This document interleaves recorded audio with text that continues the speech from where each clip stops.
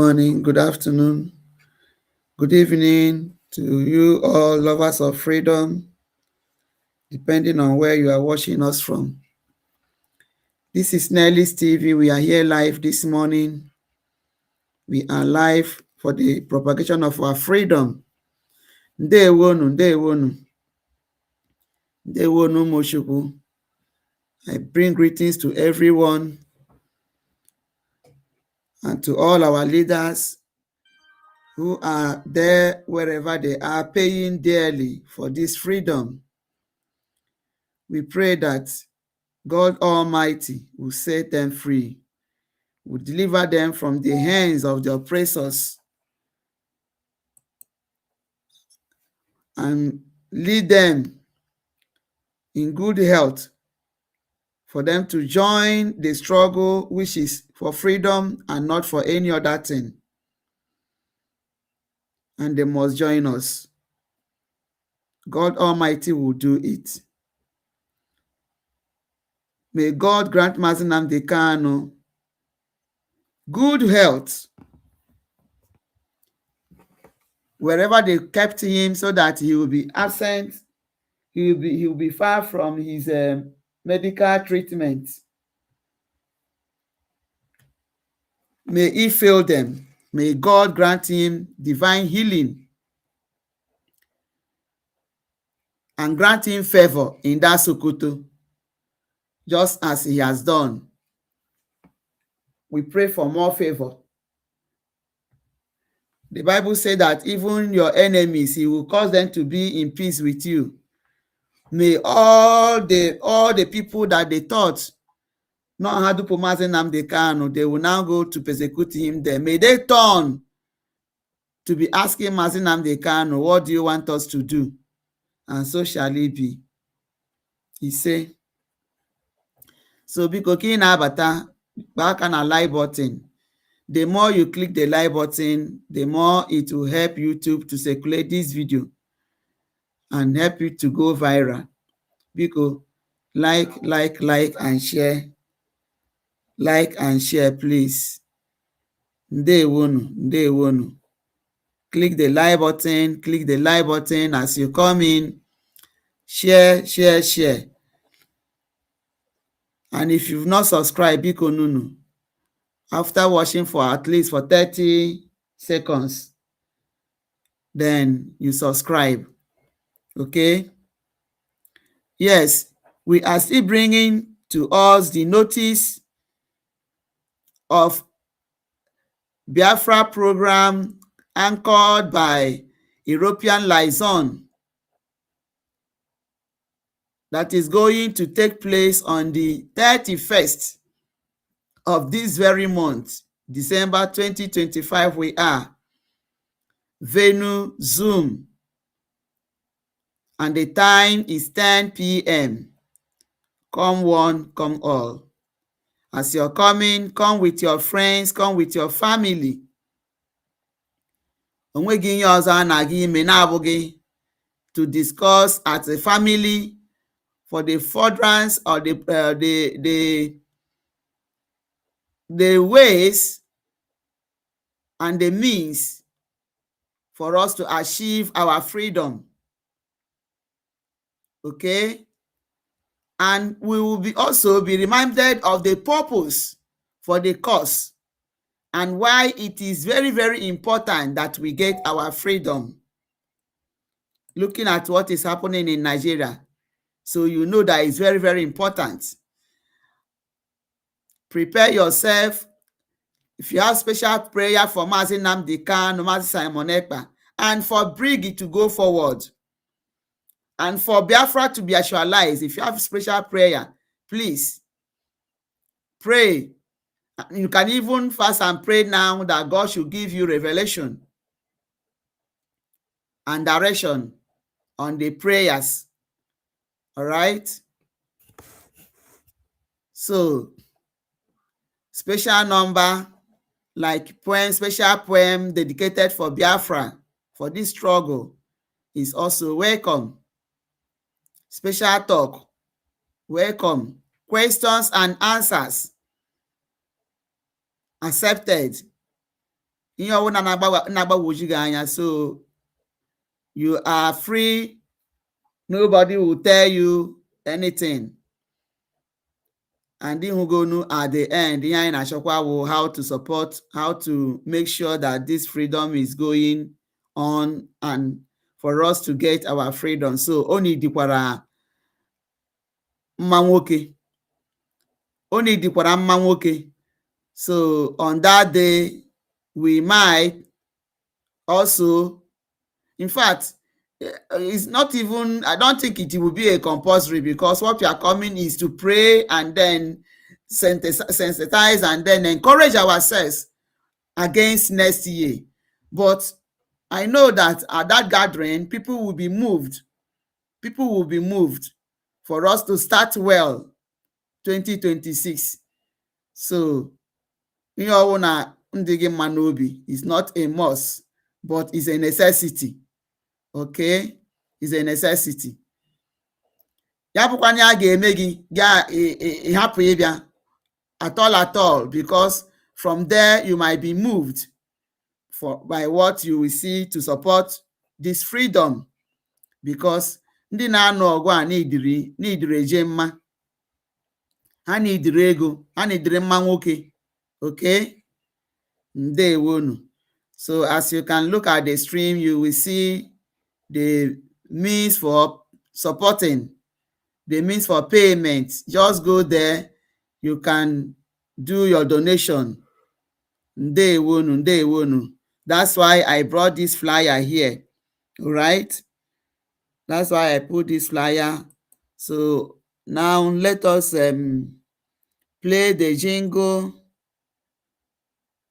Let us play the jingle as a reminder for this program. Biko nunu, put it in your calendar. Put it in your calendar. It is very, very important. It is very important that we pray 2020.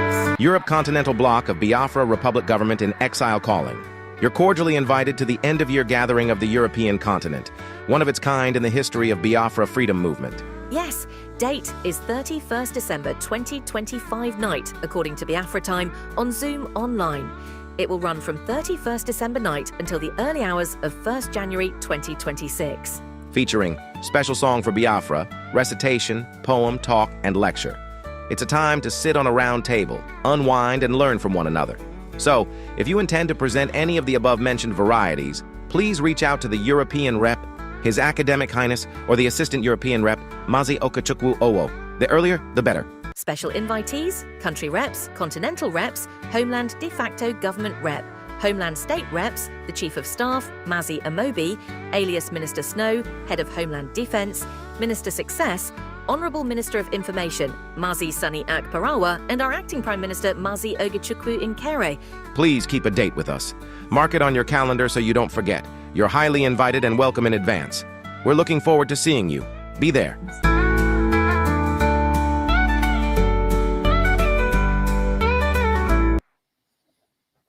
Okay, ndewonu.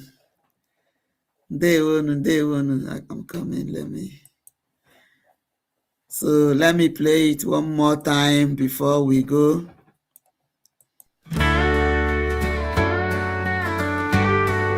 Europe Continental Bloc of Biafra Republic Government in Exile calling. You're cordially invited to the end-of-year gathering of the European continent, one of its kind in the history of Biafra freedom movement. Yes, date is 31st December 2025 night, according to Biafra time, on Zoom online. It will run from 31st December night until the early hours of 1st January 2026. Featuring special song for Biafra, recitation, poem, talk, and lecture. It's a time to sit on a round table, unwind, and learn from one another. So, if you intend to present any of the above-mentioned varieties, please reach out to the European Rep, His Academic Highness, or the Assistant European Rep, Mazi Okachukwu Owo. The earlier, the better. Special invitees, country reps, continental reps, Homeland de facto government rep, Homeland State reps, the Chief of Staff, Mazi Amobi, alias Minister Snow, Head of Homeland Defence, Minister Success, Honourable Minister of Information, Mazi Sani Akparawa, and our Acting Prime Minister, Mazi Ogechukwu Nkere. Please keep a date with us. Mark it on your calendar so you don't forget. You're highly invited and welcome in advance. We're looking forward to seeing you. Be there. So, ndewonu. We'll be attending. We will obtain some questions today pertaining this program that is coming. If you have anything to say in support of this program, if you have anything to say, you are free to do that. Okay? So, the end of this traumatic year and birth of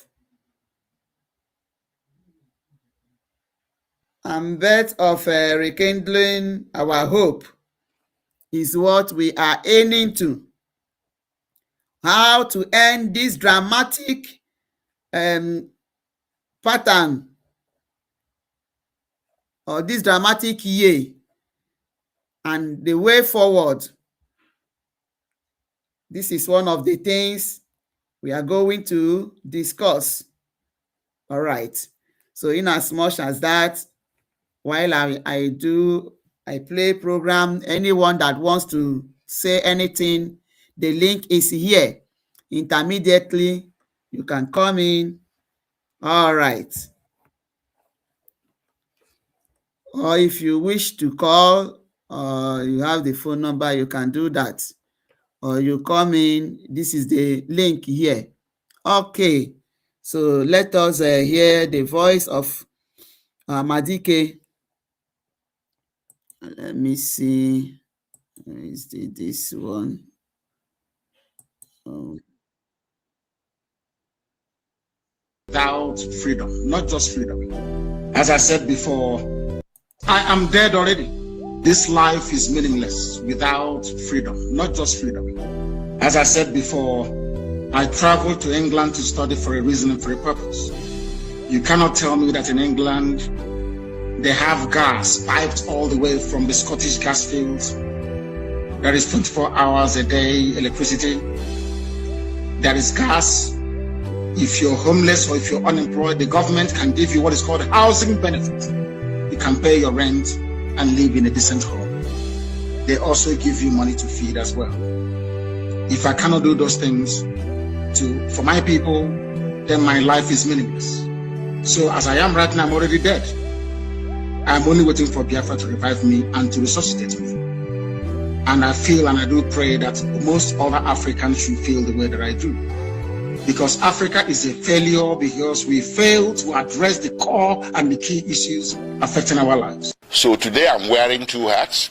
I'm speaking on behalf of Nnamdi Kanu. Sorry, we have to play it again. They have gas piped all the way from the Scottish gas fields. There is 24 hours a day electricity. There is gas. If you're homeless or if you're unemployed, the government can give you what is called housing benefit. You can pay your rent and live in a decent home. They also give you money to feed as well.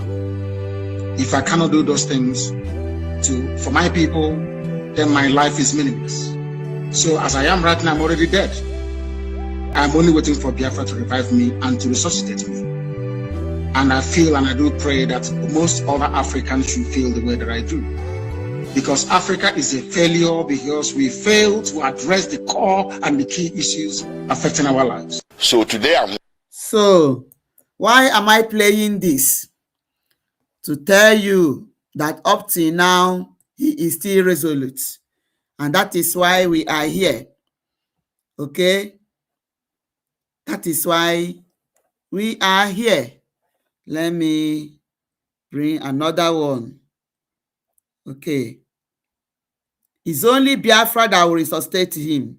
So if you want to resuscitate Mazi Nnamdi Kanu, if you want to lift him from his state of health, because sound mind is good health,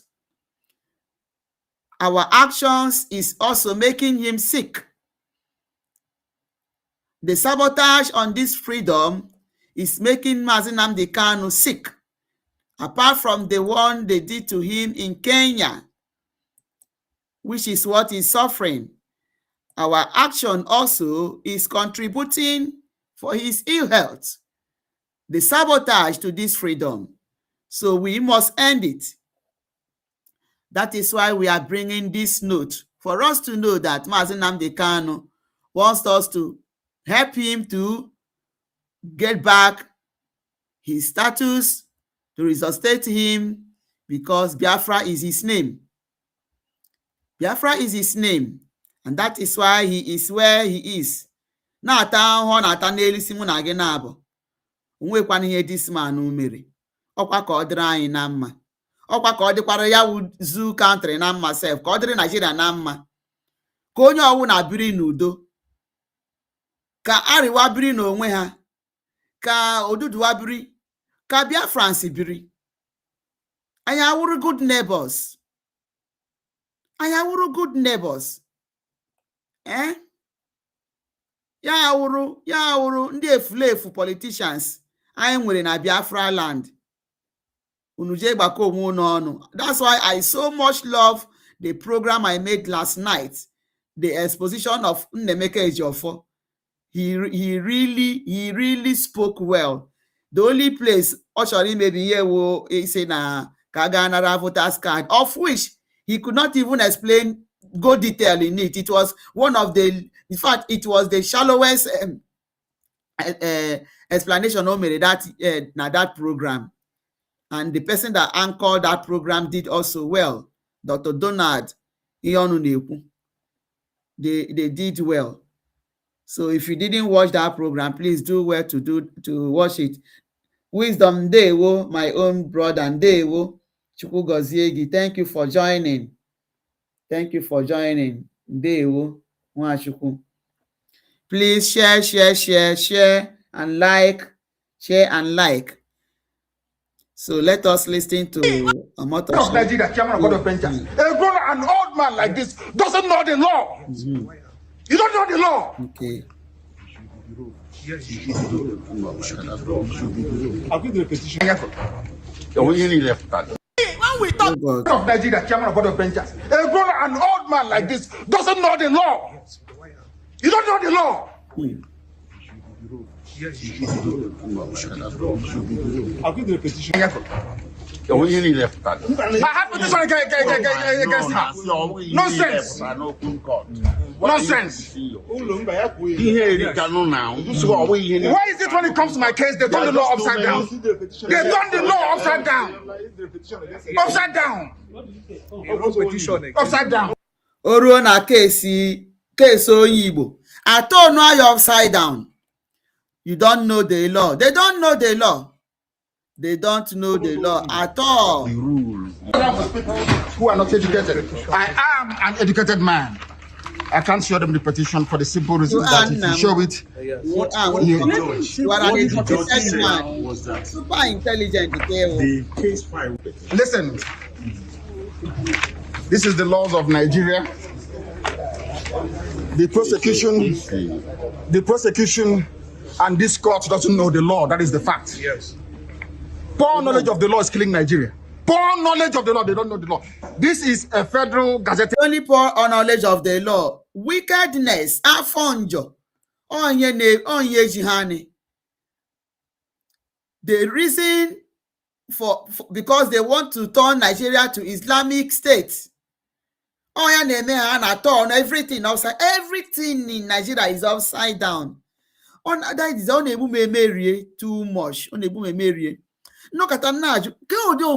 I have never seen a country that functions like this country. Tell them again that they don't know the law. You are educated law of Nigeria that says here that the chief judge of Nigeria cannot tell Binta Nyako what to do. Is here. It's your law. Just obey it. That is why I do what I do. I agitate for Biafra. I agitate for Biafra by or for Even up till now, you agitate for Biafra. Ona ha atu egwu na ha eme nkuja. Hey! Ona ha atu egwu na ha eme nkuja. Not at all.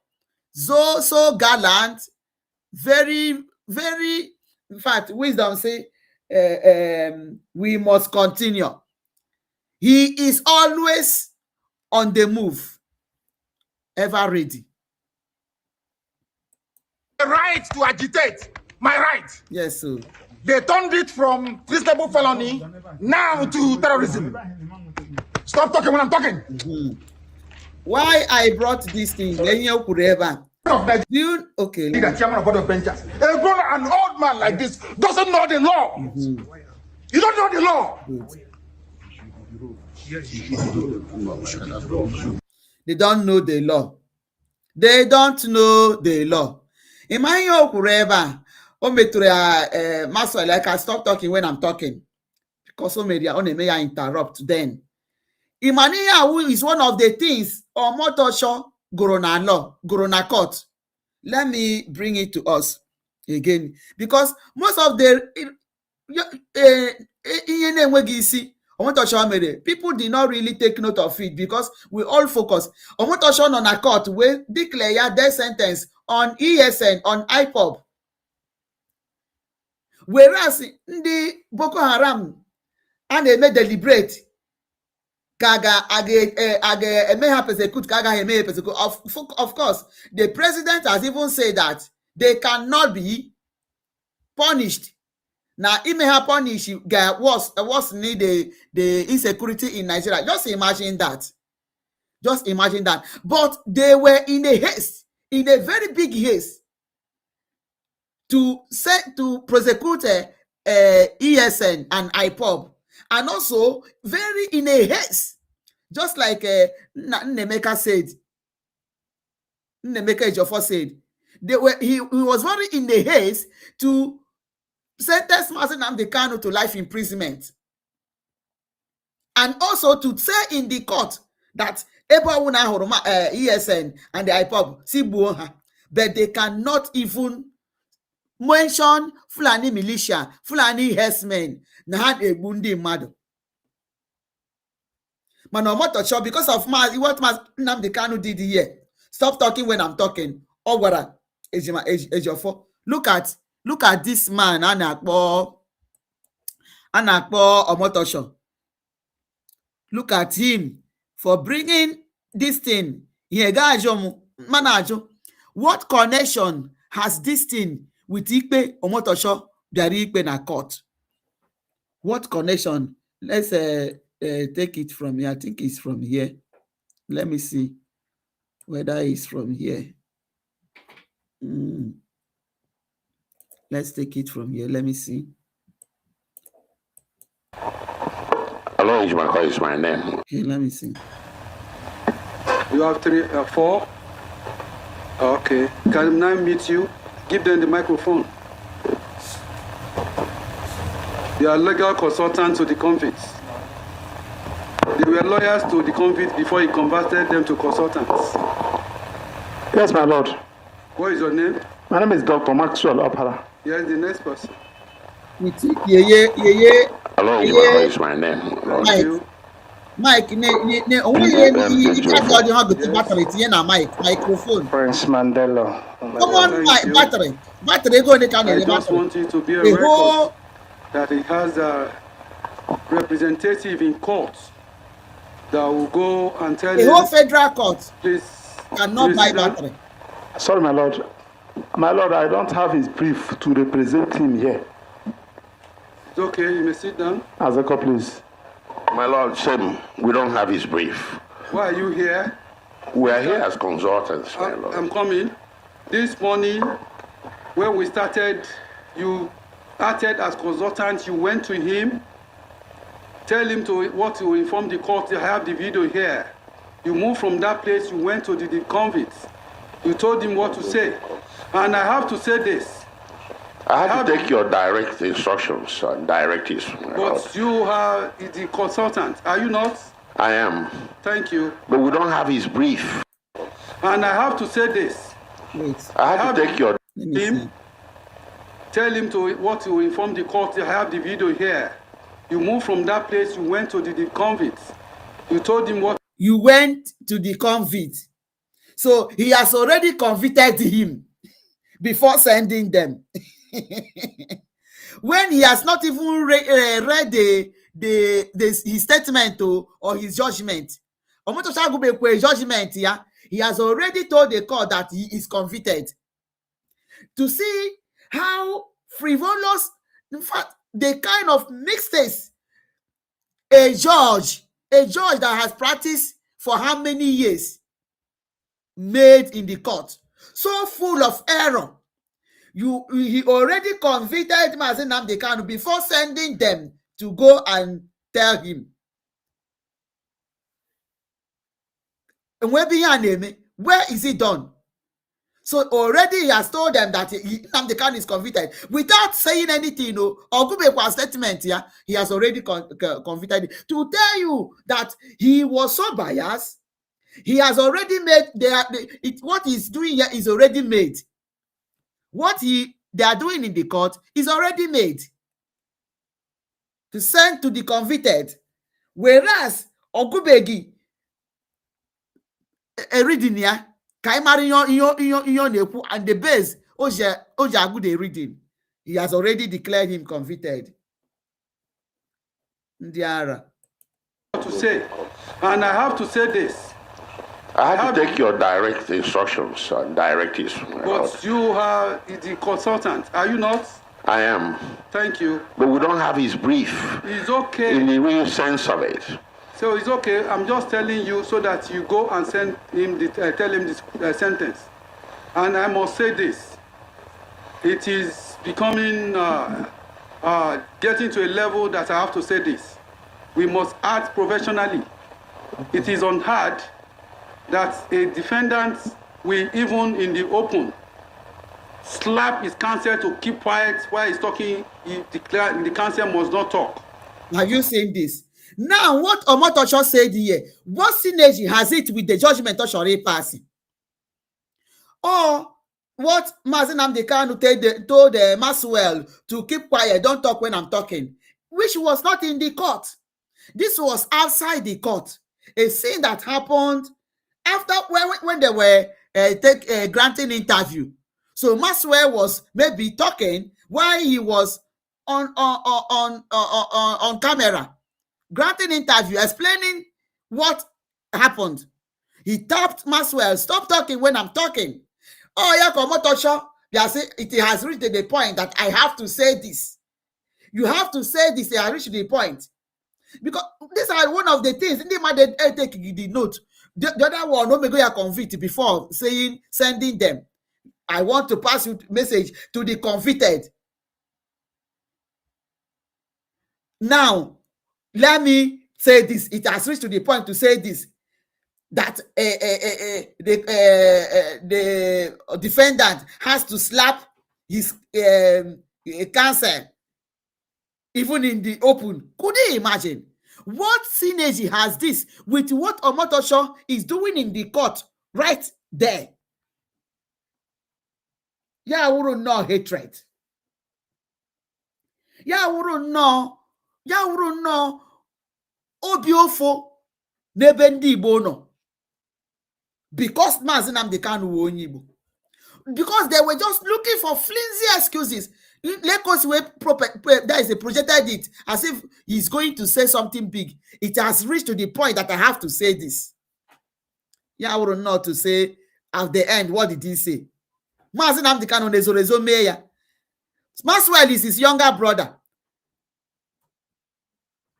Or whichever, I don't know how age mate, I don't know. But Maxwell is his brother. Even if not his senior brother, yeah, made something important. Okay, someone, the senior brother, please keep quiet. Let me finish what I'm doing. So why was it a problem to Omotosho? Ndi Osho.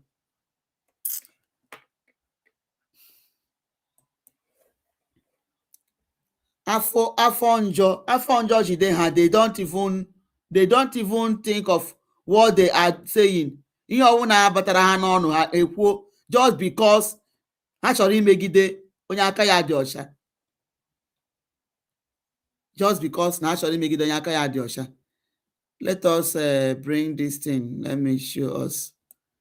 Okay.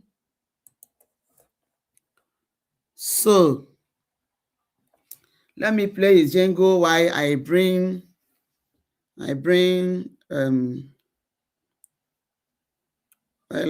this.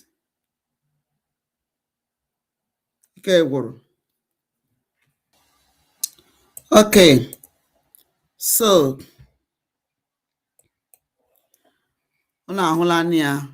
Mazi Nnamdi Kanu did not jump bail. He did not jump bail. So let's listen to this. He said, every day I read the news in Nigeria, I get terrified when other countries are thinking of ways to create a conducive environment to entice foreign investment. Nigeria is enticing terror. Total network. Okay, so this is a Ghanaian saying this, because anytime you listen to Nigerian news, you know, as you look at Okwas now a sovereign nation, a country that says that is a sovereign nation, but all US now one here name US ordered them to release Sunday Jackson, somebody that acted self-defense. Nigeria, no country pampas ndị na-egbu ndị mmadụ, mana Nigeria na pampa ndị na-egbu ndị mmadụ. Somebody came to buy somebody, and the person they came to buy was able to defend himself, and the story went the other way. Nigeria, where they got to summon this man to court. Not only that they summon him to court, just imagine, not only summoning him to court, they will make a sentence to death. They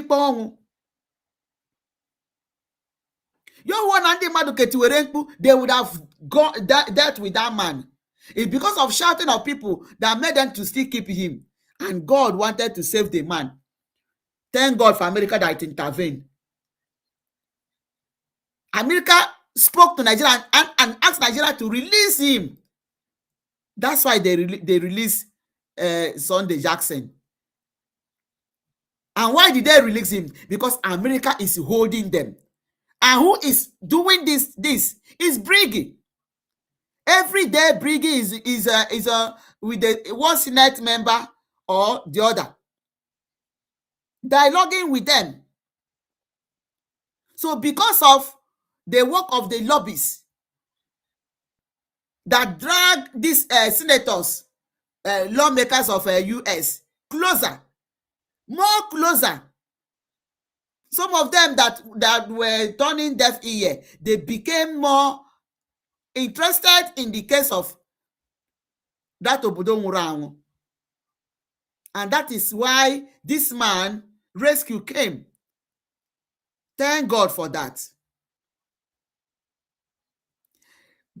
Briggy Biafra is for everybody. We are fighting to liberate everyone. To liberate everyone. A lot of our people no nanga na mag anything, no we get anything in harmony. A lot of people. Just because of the name you are bearing. Just because you are a Christian. Because this man is a Christian and defended himself. They did bold now say that they have the right to crucify him. But America has spoken and that their right has been withdrawn. That's now with sovereign country. Now, what the $3.3 billion, the ship, Mano, the crude oil, the ship of that their ship was carrying. That case is closed. So nobody is talking about it again. That is one thing in Nigeria. And all the Taki and the Flaniji, because now manane unupoya yo emere action hagawa. As it stands now, they are not talking, they are not investigating who has that oil, that ship that has Imo reg number. They are not talking about it again. That ship loaded and took off from Delta. Nobody is investigating it. They have lost that revenue. That is Nigeria for you. When other countries are strategizing on how to bring foreign investors, how to develop their country to make it habitable, Nigeria is busy making their own country inhabitable for the citizens and for foreigners. At this point, I first of all know you would want me to mind my business and talk about my own country, Ghana. But listen, I don't really care about what you think. And if you haven't checked in my videos, I talk more about my country than any other on this platform. But at this point, it's not just silly and problematic how miserable Nigeria is, it's becoming for all of West Africa. And if you feel agitated already for my choice of words, wait and hear the rest of all I have to say. Let's get into it.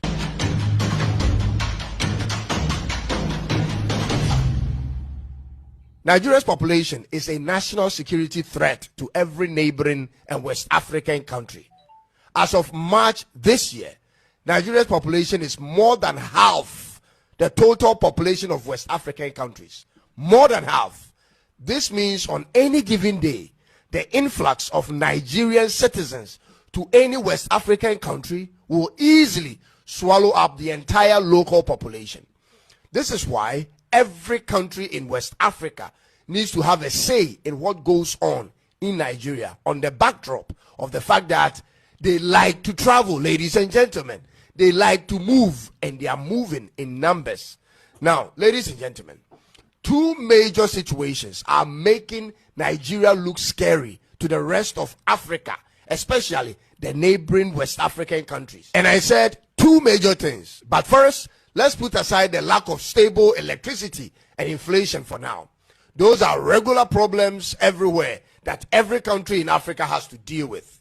However, the two worrisome situations brewing in Nigeria, which threatens the sovereignty of other African countries, has to do with the religious extremism and poverty. Ladies and gentlemen, I need you to again hold back on the insults for now, and also put down your bias glasses and hear me out for a minute before you come in. Are you aware of the number of Islamist jihadist groups operational in Nigeria as of 2025? Let me give you the list, ladies and gentlemen. It started in the year 2000 with Boko Haram, whose aim is to establish an Islamic state in Nigeria. Then the first splinter group from Boko Haram, called Ansaru, was formed in 2012. After Ansaru came the next splinter group called Islamic State West Africa Province, aka ISWAP, which started in 2016. Darul Salam also came in from the Niger Delta, and then the multiple Fulani militant groups came in.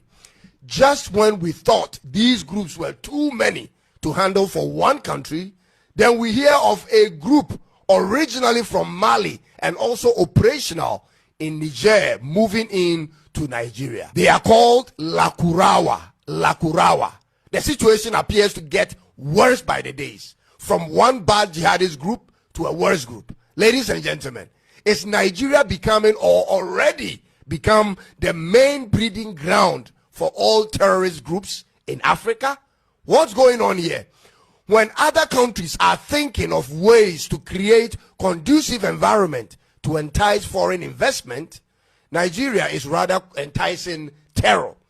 Let me ask you this. What conditions are making the northern part of Nigeria so enticing to these groups in the first place? Because this is where almost all of them are situated. Every day I read the news in Nigeria, I get terrified. Every time. Because the spillover of these groups will directly enter all the nearby countries. These are countries in West Africa.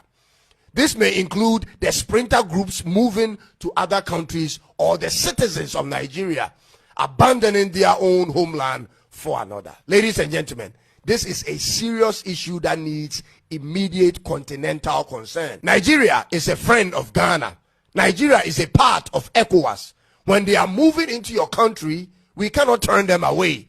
But when 1 million moves in at one time, what then becomes the fate of the host nation's security, sovereignty, and economy?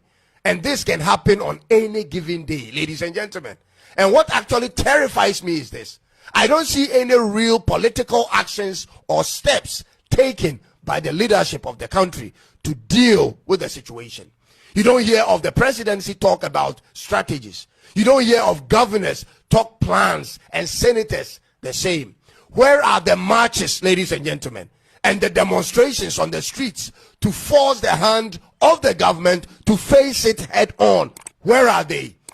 It's like the fate of the people in this country is in individuals' hands. Those with the resources may hire armed officers for their personal security, and those who don't have to live carefully and away from certain hotspots. Ladies and gentlemen, is this the best Nigeria can do in their own country?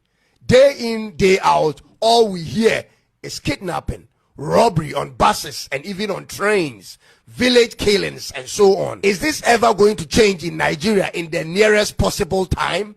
Nigeria currently ranks 10 on every type of crime list in the world. Talk about cybercrime, organized crime, financial crimes, and extremism. You will find them on the top 10 list of all of them. What type of society are you building? On the criminality index on ocindex.net, you are 6th out of 193 countries, 2nd out of African countries, and number 1 in West Africa. You are ranked 19th among the least peaceful countries in the world, and nothing shows it bothers you, especially they that hold power in the country. Omanaja, what's up? When you finally get the chance to vote for a president who may bring a difference to the country, you reject it. You vote the same type of leadership in every election, and the problems continues. Why won't you try change? Why can't the people try what Ghana did?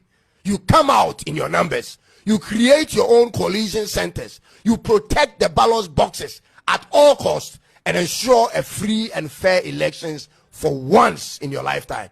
Because if you as a regular Nigerian don't like what's going on in your home country, you have to do something about it, ladies and gentlemen. That cannot be done by anyone else but yourselves, unless it benefits you. What's the ultimate goal here? When you have chosen democracy as your system of governance and it's only making life a living hell for the majority of the people, what is the plan, ladies and gentlemen? This is disturbing. Now, on to the second situation that is of equal concern as the first. This is about the level of poverty in Nigeria.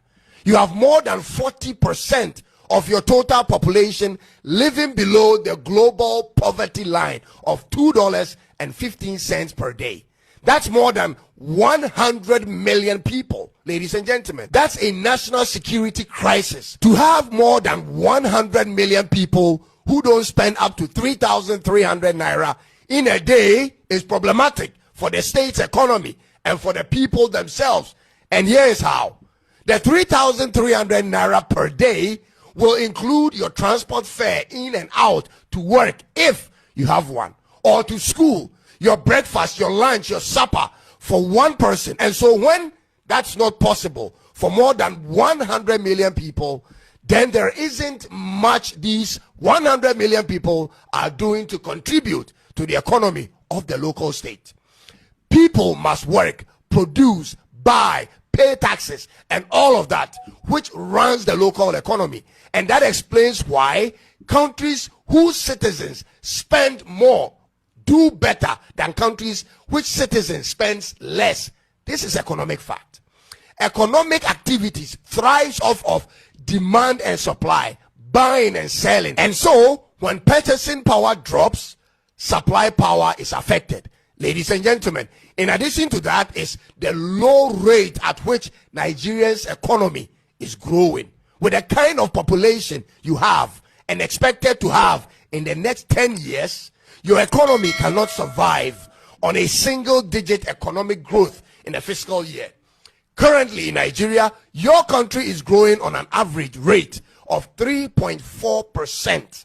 3.4%. That's super slow for your size.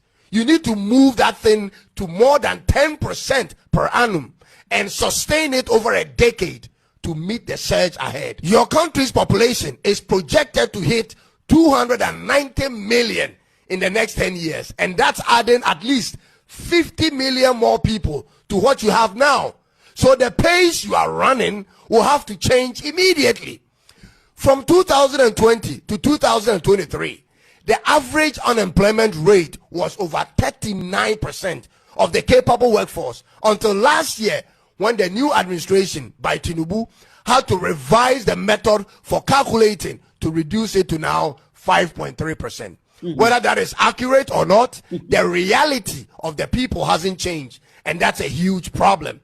Ghana and every other country for that matter have our own problems to deal with, but at least not with the numbers Nigeria comes with. The very fact that these two situations I've just described has a direct impact on all neighboring countries is what has triggered me to do this video, because the rise and success of Nigeria is in the interest of all African countries. In the same way, the fall and demise of Nigeria is detrimental to all African countries, ladies and gentlemen. Therefore, whether it offends your pride as a successful Nigerian who doesn't like your country being talked about in a negative light or not, that's not only up to them or you to determine what others may say, because once there is a problem in your country, everyone will feel the impact. Just like it said, when Nigeria sneezes, every African country catches cold. Folks. So, in a way, the truth cannot be denied. But the problem is that you people are saying they are keeping quiet. Yes, of course, they are keeping quiet. Nobody is protesting because they have put a clause in protest, passing a law that a protest is now a crime in Nigeria. Look at the people that went to protest against illegal justice, against injustice being meted on the same people whom they felt that it is at their own. What happened? They arrested them. So Nigeria is a country that when, in fact, what am I even saying this? What happened in Lekki toll gate?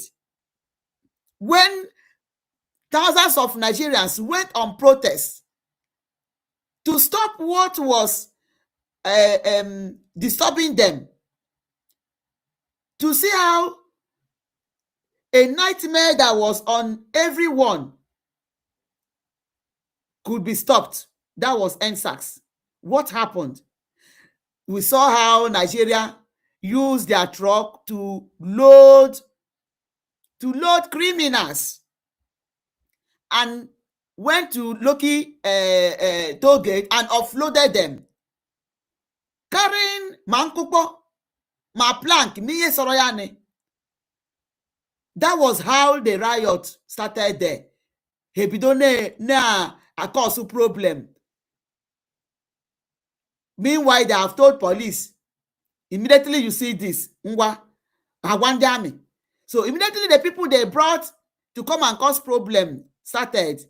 That was how they started buying people, which led Mazi Nnamdi Kanu to tell them, don't allow them to buy you. Before they will buy you, buy them back. Gwamebo also were a crime. Where is it a crime? So that is Nigeria for you. They are you don't protest. When you protest, you are in danger.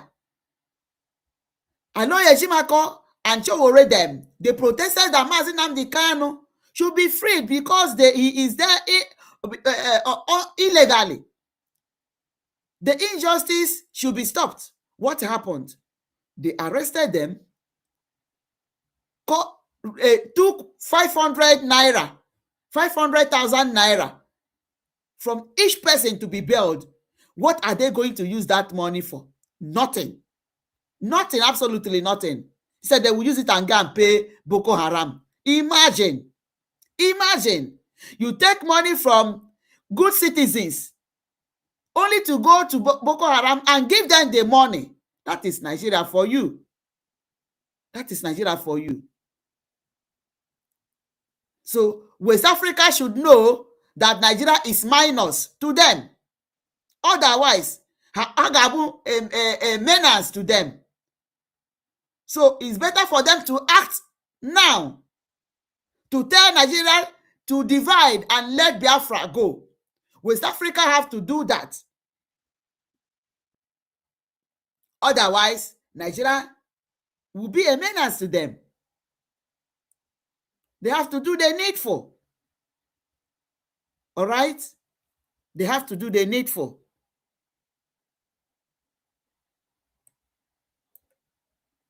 So I don't see why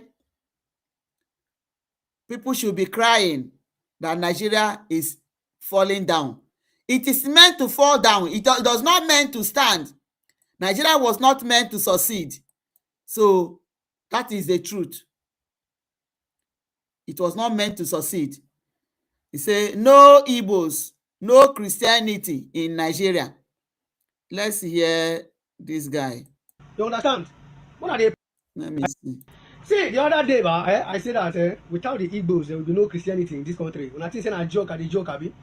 I think I joke. See, the fact that say they don't feel conquer them, and the reason why some of us would enjoy Christianity for this country. Like I tell you, I don't be Igbo, but you see, about these people, them be born, they don't try every means to bring them down. They don't try every means to enter them. They don't fit. They resist them. You understand? They take sacrifice for some of us. So be saying will not be Igbos, will be Christian. You understand? What are they play? They talk like they say na Igbos bring Christianity come Nigeria. Not be them bring Christianity come Nigeria, but the fact that say they don't fit conquer their land, they don't fit conquer them. Still make Christianity still stand for this country. I mean they tell you because if you check other region apart from the Igbo land, they don't almost conquer all the region for Nigeria. Apart from the Igbo land, all the jihadists. What's it they? When are they joke? When are they joke for this country? When are they joke? So, no Igbos, no Christianity in Nigeria. No Igbo Christianity in Nigeria. Even they go sealed. They have laid siege everywhere. They have captured everywhere. Only Igbo land because they are resisting these Fulani militias. These Marudas. The Igbos are resisting them. Biafrans are resisting them with everything they have, with all their strength, with the last blood in their stream. They are resisting them. And why should Mazi Nnamdi Kanu rise to sensitize his people? Why will he open the eyes of his people? So, because of this thing now, we have to put more effort by securing our land, by protecting our land, by all means. For this sake, for this reason, we have to protect our land. We have to protect our land. Also that the Igbos are the one bearing the shield, like we are the helmet for them. We are the helmet for them. The Igbos are shade to others.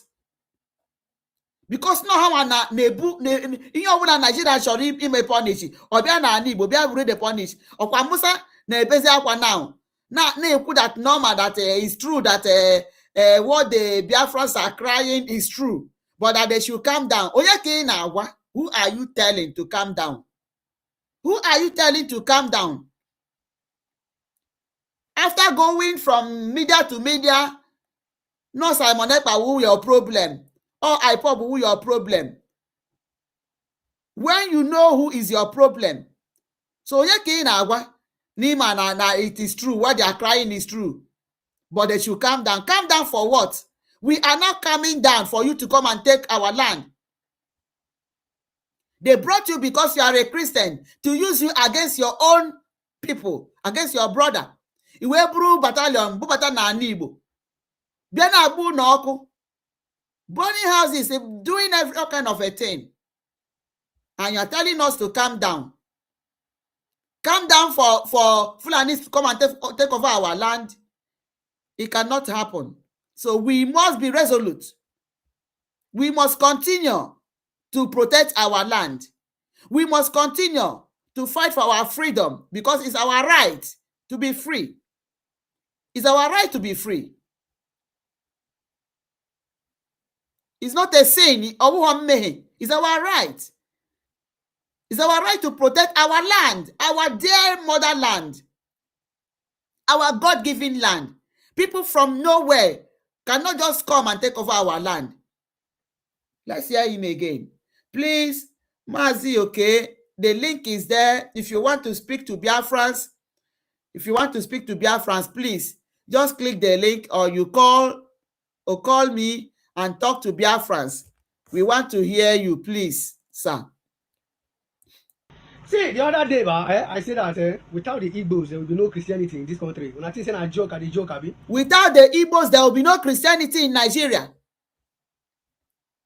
Because we are 99% Christians. We are 98% Christians, let me say. Or 99 even. Okay? If I say 98% Christians, the other two, let me say 1.5 is Ordinana. Y 0.5 is other religion. All right? I think a joke. See, the fact that say they don't fit conquer them, and the reason why some of us would enjoy Christianity for this country. They no fit conquer them. They no fit conquer us. They tried it during the war. It did not work for them. They thought that they will by now nobody will be existing. But now, how many millions are we? Without anything, with 20 pounds, we are flourishing. Oh yeah, we cannot be conquered. We cannot be conquered by marauders. We cannot be conquered, and our land cannot be conquered. I tell you, I don't be Igbo, but you see about these people, them be born, they don't try every means to bring them down. They don't try every means to enter them, they don't fit. They resist them, you understand? That resistance is what we must continue to do. We must continue to resist them. We cannot allow them to come to our land to do what they are doing in Zamfara, in Plateau, in Benue, in Kaduna. We cannot allow them to do what they are doing in Kwara, in Oshun, in Ogun, Obasanjo place. We cannot allow them. We must be resolute. We must stand firm. They take sacrifice for some of us, so we say we will not be Igbos, we will be Christians. You understand? The Igbos are taking sacrifice. They are paying sacrifice for others. Oh, when you must name the canon name, you know what ya Ejiofor, Nameke Ejiofor group. That if must name the canon, even instructed him and gave him money to fight the case of about 7 people from Zamfara. Who can do that thing in Nigeria? Even the politicians, can they do it? They cannot. They cannot. Where police will come now they may rescue kidnappers. I got to run at the building of the house of the people. Or think the Fulani Emesha Unya Chorime. Then they will take the people to hospital. They cannot pay the hospital bill.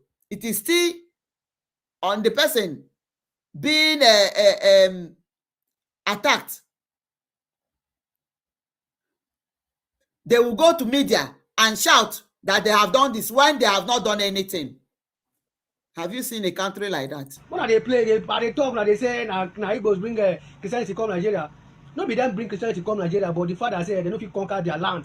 They don't fit conquer them. They don't fit to still make Christianity still stand for this country. Yes. Because if you check other regions, apart from the Igbo land, they don't almost conquer all the regions yes, in Nigeria. Apart from the Igbo land, all yes. the jihadists. What's it when are they joke for this country? When are they joke? See, the other day, I said that without the Igbos, there will be no Christianity in this country. So that is it. That is it. That is the absolute truth. Eziokwu dị na ya. So, Mazi, okay, I don't know if you have anything to tell Biafrans concerning this event that is coming up. Please, you have the link there to join, or if you want to make a true call, you can do that and speak. They will hear you, please. So otherwise, we will be rounding up this broadcast. So as I wait for you, if you have anything to tell them, good and fine. Then, okay, let me post the link again. The link is there. Maybe it's up now. Let me paste it again. The link is there on there, but let me paste it again. Okay.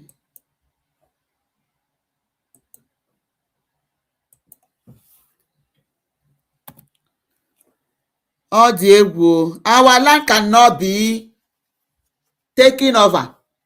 Please fund your freedom. You have seen, you have heard it all. Igbo land is the only place that is safe.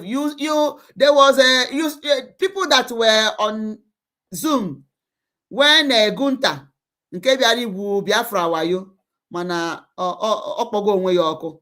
So when he was speaking, somebody was it Gunta? No. It wasn't Gunta. It was another people. So the guy was lamenting that na ọ bụrụ na ihe na-eme na be ha n'ugwu Awụsa na akwụsịghị ya, is a Christian. Now since o si ihe na youth service nọta that he has not had peace. Na ndị Fulani gburu the grandmother, bepụ ya ire, chọkwa igbu ya nwa, no narrow escape ka o mere. All right, the link is there, sir. I have pasted the link again. If the link cannot work for you, you can also as well call so that Biafrans will hear your voice. But the link is there. I've pasted it. So this guy was crying, said that no anything that he will relocate to Southeast. That was what he said. Now that Zoom, I can't remember the people that were hosting it. That he will relocate. He will relocate. It was one American base, I think Biafran, that was hosting that Zoom, or seeing that they wanted to help them, they sabotaged it, so they should sort their way out. So the guy was down. Why was he saying that he will relocate to Southeast? Because Southeast is the only people that can pose resistance to these people. Ihe megoro Southeast, they would have swallowed our people. But because of the resistance, they are asking themselves, what kind of people are these? That is whom we are. It is in our DNA. We must protect our land. We don't take what belongs to others, but we guide our own with jealousy. We guide what belongs to us with everything we have. We protect our dignity. Okay? So that is it. Day one. Okay. All right. I think I have a... Oh God. Please, you can click again. Let me see. I didn't see it on time. You can click the link again. I think I saw it. They just went out. You can click the link again. Let me see. To give you access.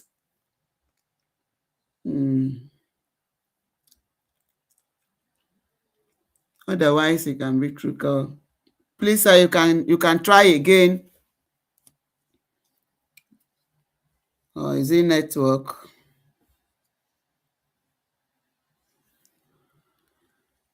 Okay, so please look at the link that is streaming down. Do anything you can, whatever thing you have. Onweghị nke buru ibu, onweghị nke pekarịrị. Please.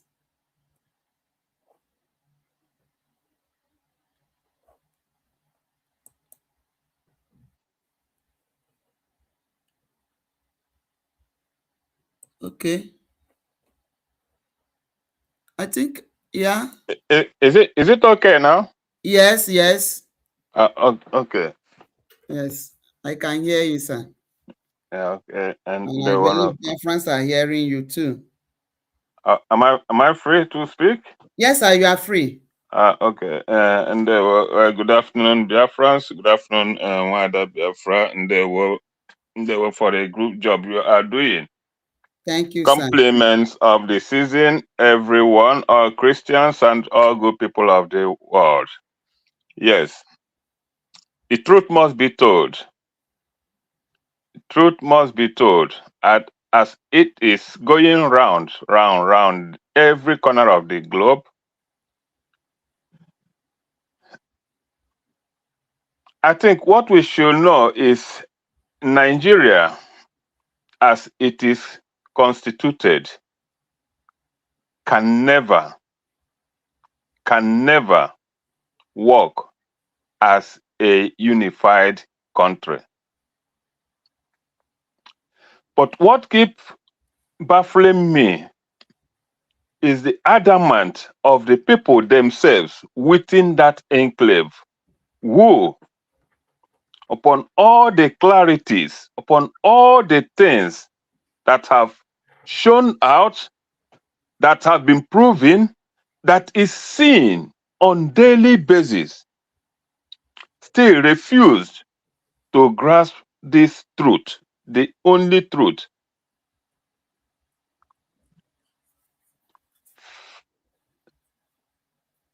Free themselves from the bondage they are in.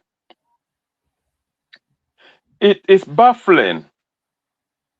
Like Onyendu said once in his broadcast, he could not understand why black people will kill themselves over what was ingenuinely created by a let me not just by their detractors, by a white man.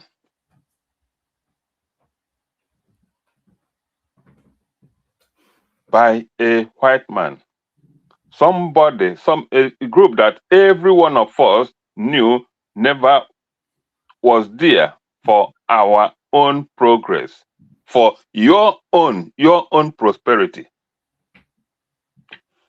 We keep killing ourselves over such, over Nigeria. The whole world knows the truth, but the people within have not risen up to help themselves. So what can they do? What can the world do? Because even from the Bible we've all read, it said heaven helps those who help themselves. But in this case, I don't think that there will ever be any salvation. None whatsoever. Not in 1,000 years to come.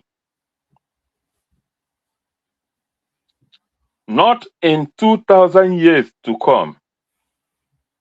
Because the way that place was constituted, it was never meant for the progress and prosperity of the people. At all. It was never meant. At all. The moment the people themselves understand it, agrees to this fact, first they must agree to it. But will they? The answer is no. Because already there is this enmity, there is this disunity, there is this fear, there is this disagreement across borders, across ethnic borders. Exactly. And that is what the politicians are utilizing to sustain themselves and remain in power. They know this disunity exists. They know the influence of this disunity. They know that as long as the masses, the poor ones, the tormented, as long as they remain disunited, there's no way the politicians can change. Because anytime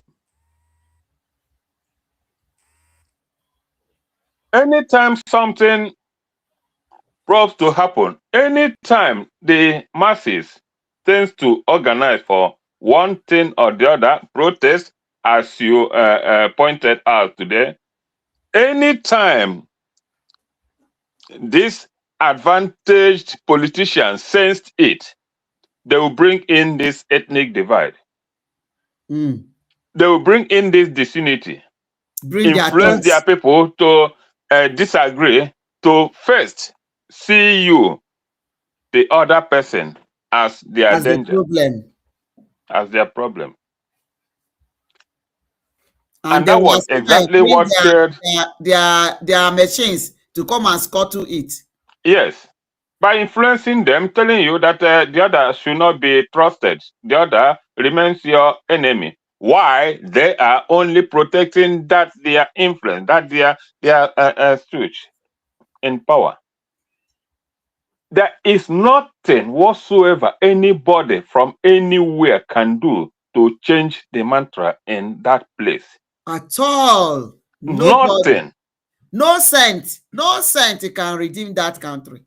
And to continue for the tormented, the oppressed, to continue playing this ostrich outreach, pretending nothing is happening, pretending things will turn around for good, is just the most stupid thing I've ever come to know.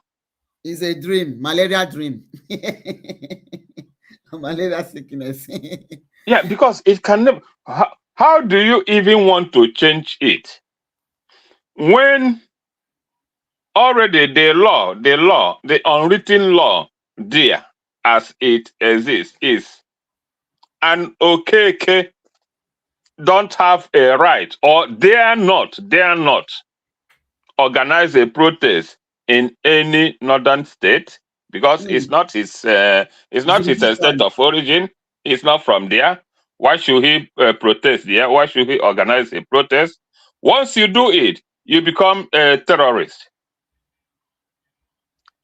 It will be clamped down. You will be seen as an invader. So, sir, what you're invariably saying is that Nigeria's unity is just on paper, but not it's on paper. Let's not even use the unity. There's nothing like unity. Because I always try not to use that word because it doesn't exist. Why I say this is because that's what they always say. Nigerian unity is not negotiable. Yes, they are only forcing it out on people. It's not in reality. It has never been, and I cannot be. It cannot be. They are just forcing out these words on the people. That is media fostered inclination on people to always put that word there's in people's mind to always make them have that think or belief that there is something that is called the unity at all. There is none. Thinking that they can salvage it. There is none. It's just like forcing them again with this their favored slogan, one Nigeria, one Nigeria. When you know that Nigeria is even more than 10. There's nothing like one Nigeria. Yeah. Where else have you ever seen one Nigeria, one America, one Britain, it's one because they Ghana, are not one, sir. That's why they are trying to one Ghana, one Benin, one Germany, one Canada. Which other country have you ever had this useless slogan? Nigeria only use mouth to sing out what they feel they want. So how can you be saying one Nigeria when you just is just born out of self-deceit? The people are just deceiving themselves, and that is the worst thing to ever happen. When you as a person continually deceive yourself and you know the truth, but you continually deceive yourself. That is absolutely truth. Yeah. Mazi, I think I have some questions to ask you just for you to put mouth in this. Now, we know this Tinubu regime, how it is. So, what can you say about the position of Tinubu government regarding the way it pampers, terrorists or terrorism? What can you say about that? Opposite is not expected. You cannot expect him to do otherwise, because if you even let's just go into retrospect and see how he came up as a contender. How he came up to be to run on the platform of APC. You know that a lot of things. You know that a lot of things, hidden agreements, must have been entered into, and he cannot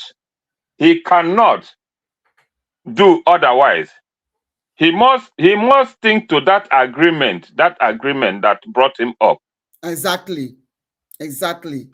He must. There is nothing he can do. So there is nothing he can do. It's just like you signed a treaty with somebody to come and perform a work, and you got in there under Nigerian enclave. You intend to do otherwise. You will not see what is even sustaining him there up to this moment is because of his deputy, because of his vice. Yeah. Because they are kind of afraid that anything they do to him will affect their vice. Their vice. Okay. So that was just it. So Tinubu cannot do anything. And remember, this is a Muslim ticket. And anyone will come to tell you that he is a liberal, or he is not a real Muslim, or anything of sort. It's a bonbon clad. That is just a lip service. Lip service. There is nothing like a Muslim. He is, and as a Muslim, he owes his allegiance to that Muslim belief. Exactly, sir. Now, Ibiago. So, because he's also a Muslim, and they know their takia, they know their agenda, they know what they stand for by buying and then having 72 virgins. So he's also protecting his religion and the agenda of his faith. He's protecting them. And their agenda is to carry out these ill activities. Exactly. He cannot do otherwise. He cannot do otherwise. Okay. He cannot do otherwise. Thank you, sir, for that. What people should be worried about is him retaining the office for the second time, which is going to happen.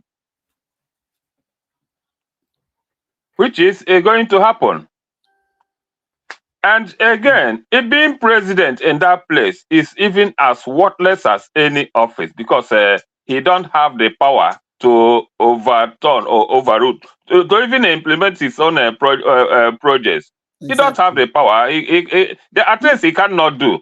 He cannot do it because if he does that, he's going against his religion, which brought him there. So let me just point to this game that the Fulanis have mastered very well, and which everyone is even dancing to now. They have realized the trickery.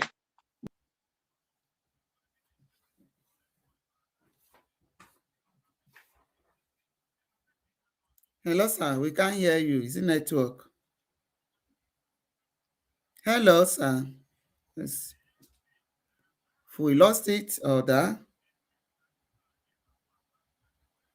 the network is like it's no more friendly to you. So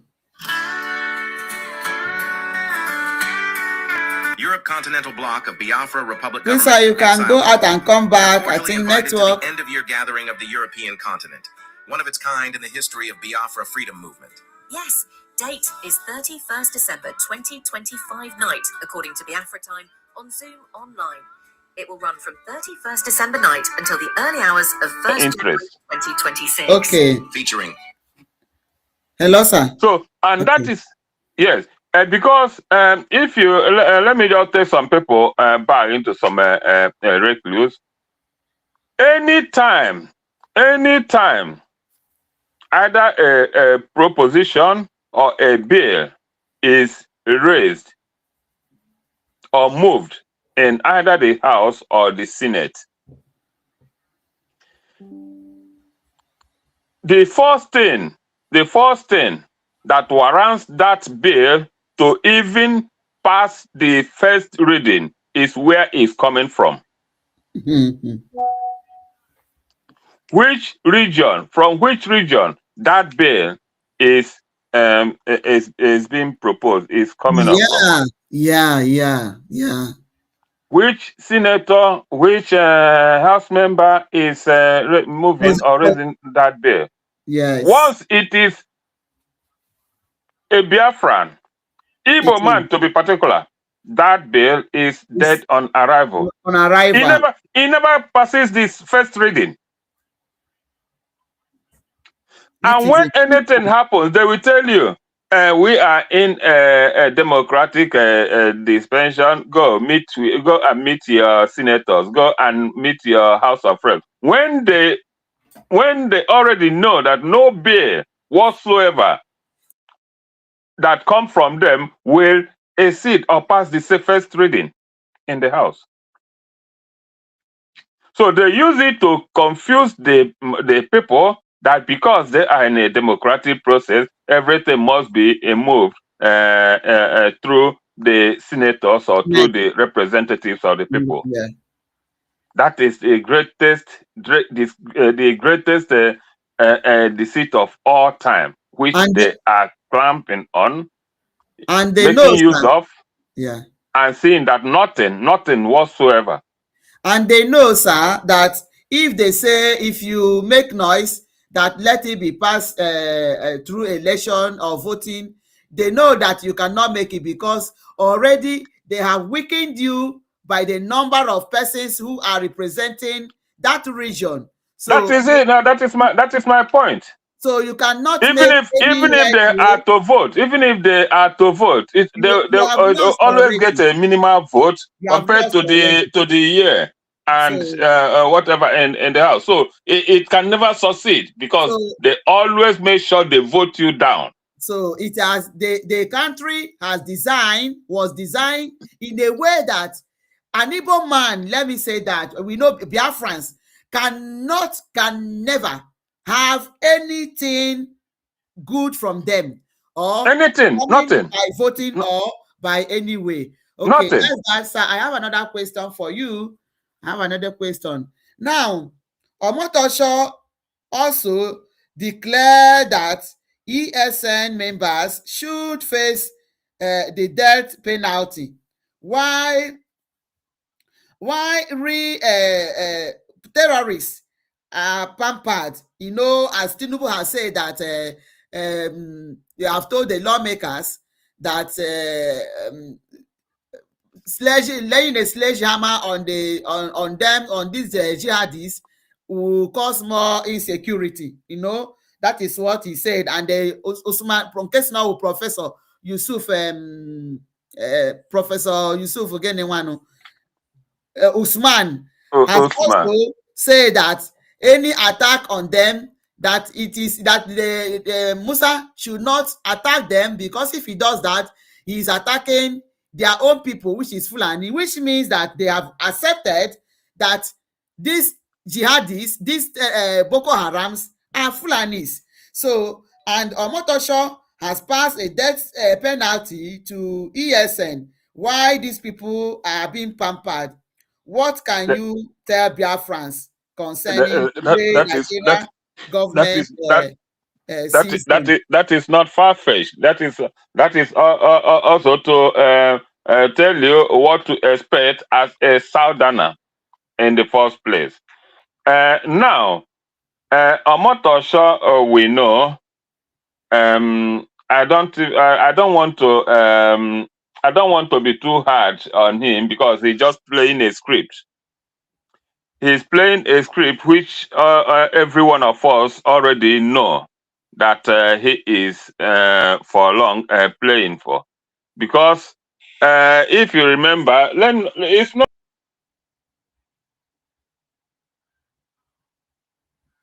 Oh my God.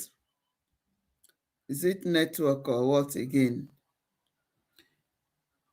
We cannot hear you anymore. So that is it. Nigeria is designed for certain set of people, but not for you as a Biafran. Why will you continue to have headache over what is not working? How will you continue to stress yourself over what is not working? From the foundation, from the origin, you have been carved out. They are just using you to get what they want. Yeah. They are just using you to get what they want. So you better... They just use you to get what they want. So all this thing is just a cover-up. All this thing is just like painting a wagon while the inn is empty.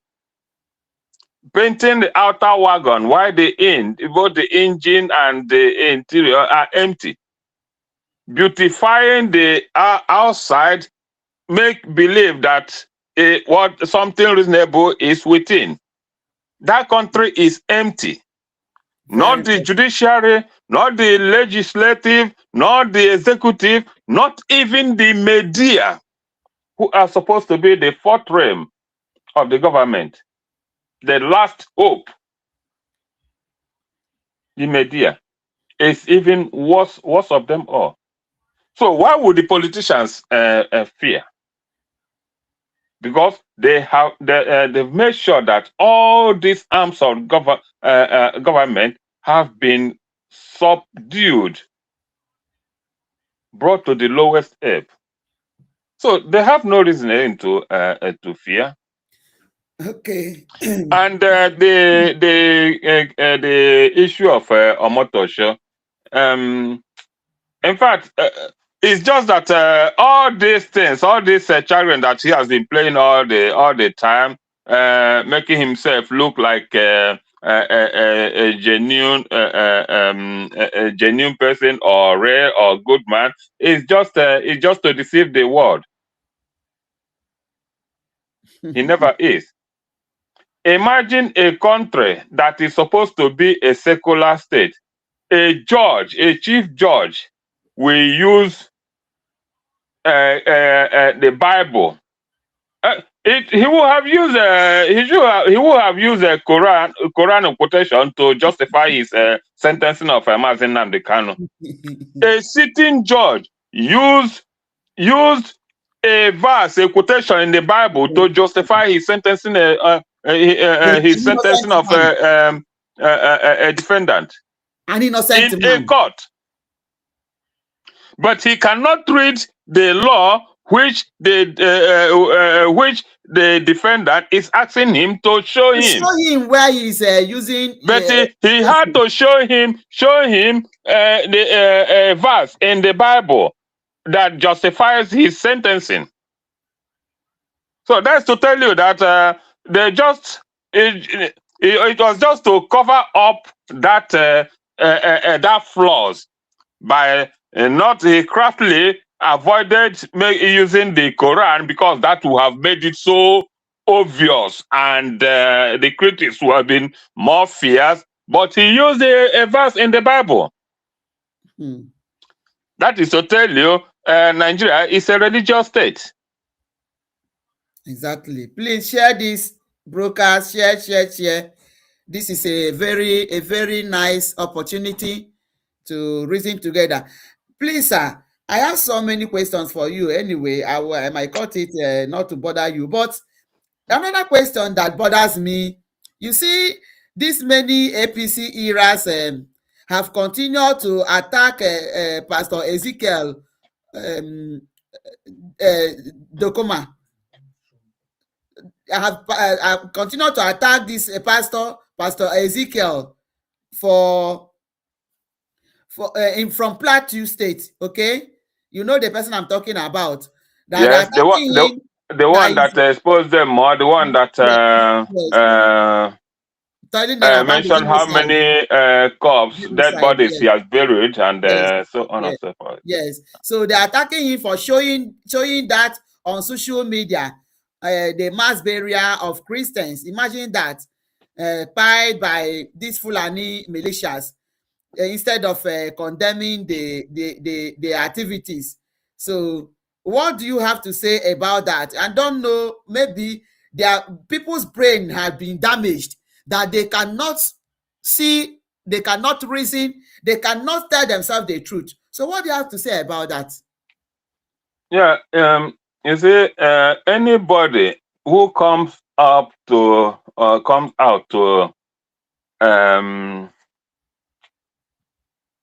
even accuse that man, the pastor, is himself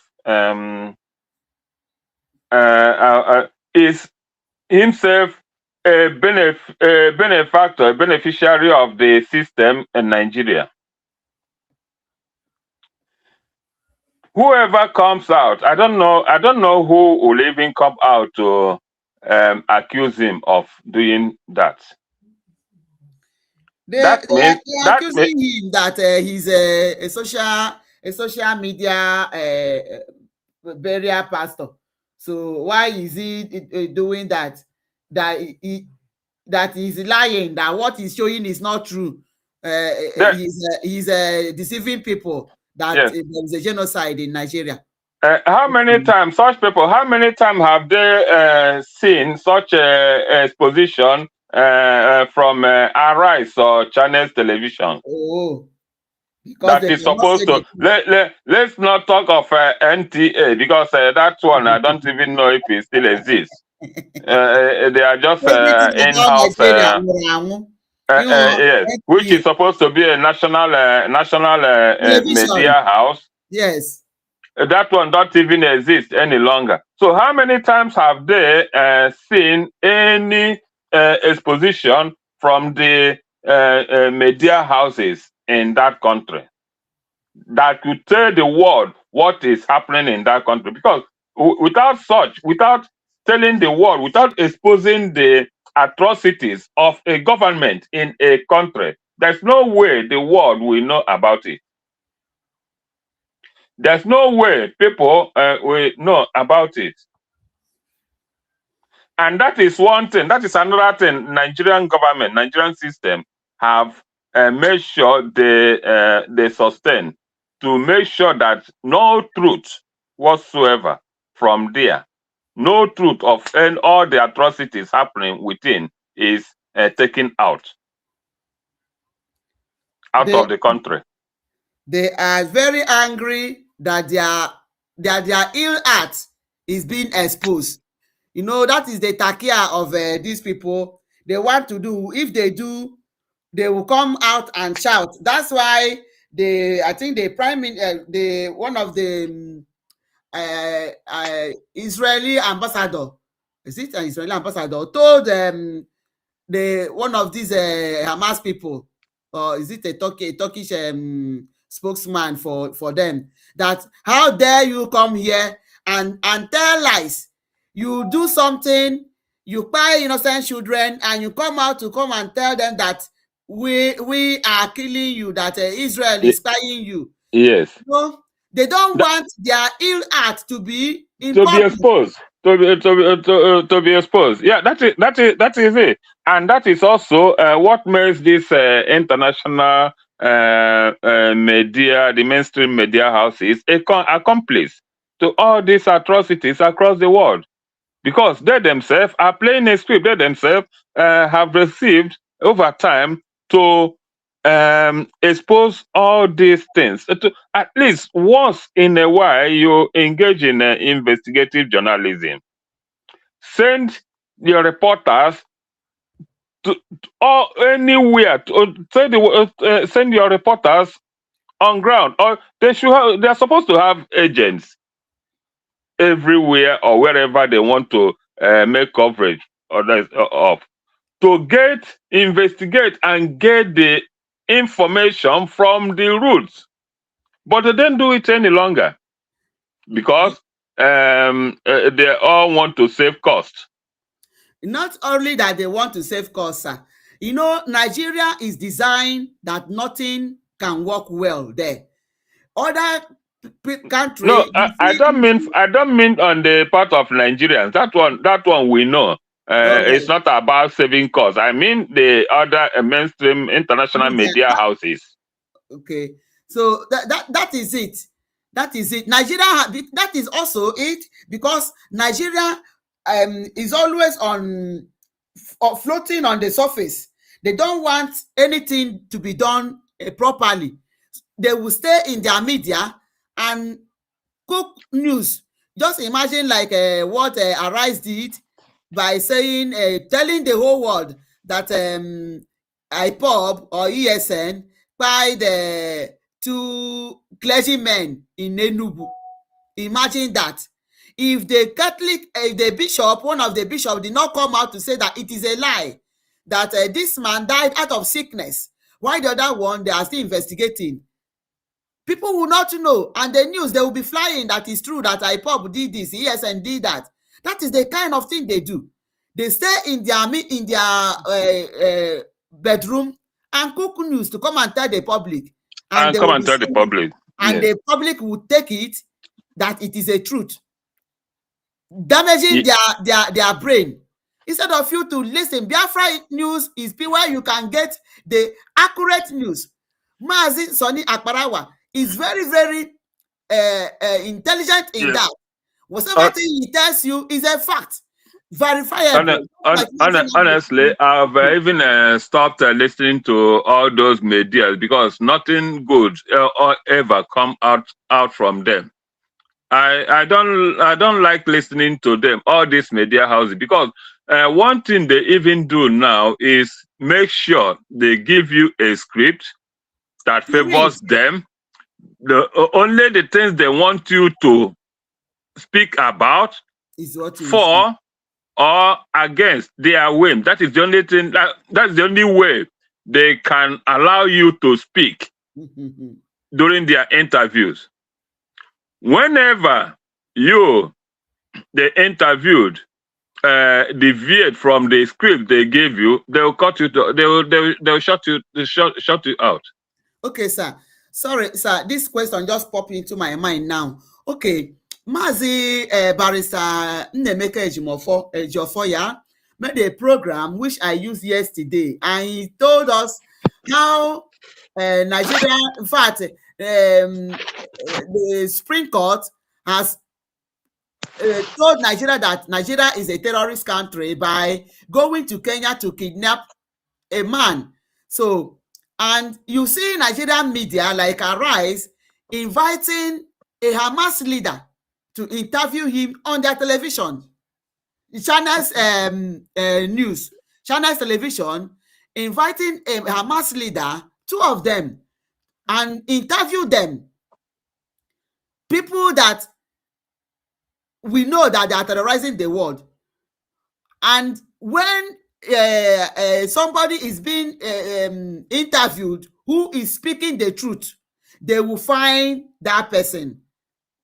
Okay, so what do you have to say about this? Yes, yeah, that is to tell you exactly Because he said that, like, okay, what I just spoke earlier on. That is the only thing. All these people, all these media houses are in contract, and they are in contract with the government. with the Nigerian government, yeah. Yes, they are only there to propagate what the government want them to do. If they do otherwise, it's either they are clamped down, closed, fined, or suspended.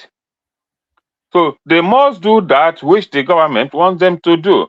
And don't forget, these media houses are only private corporate business houses. They are just they only operate That's for their business. as corporate houses. They are not there actually to disseminate information as per se. I see them as a business house of certain individuals. So that art of interviewing, of China's interviewing the Hamas leader summarizes what Barrister Ejiofor said, that Nigeria, even summarizes what Canada said, that Nigerian government is a terrorist government. Of course, by inviting a terrorist leader. Harboring them. Do you know where such people will even live in Nigeria? In Abuja, they will even be under security security of the government. Even to come to the media to speak to the media, and then I said those people, those two will be under Nigerian security. So that and where they live will be paid by the Nigerian government. Okay. That is a fact that is not far-fetched. Those people you just mentioned, and more of them. You don't even know how many there are in that country, because Nigeria is so empty and barren that nothing. Who controls? Who knows who and what comes in and goes out?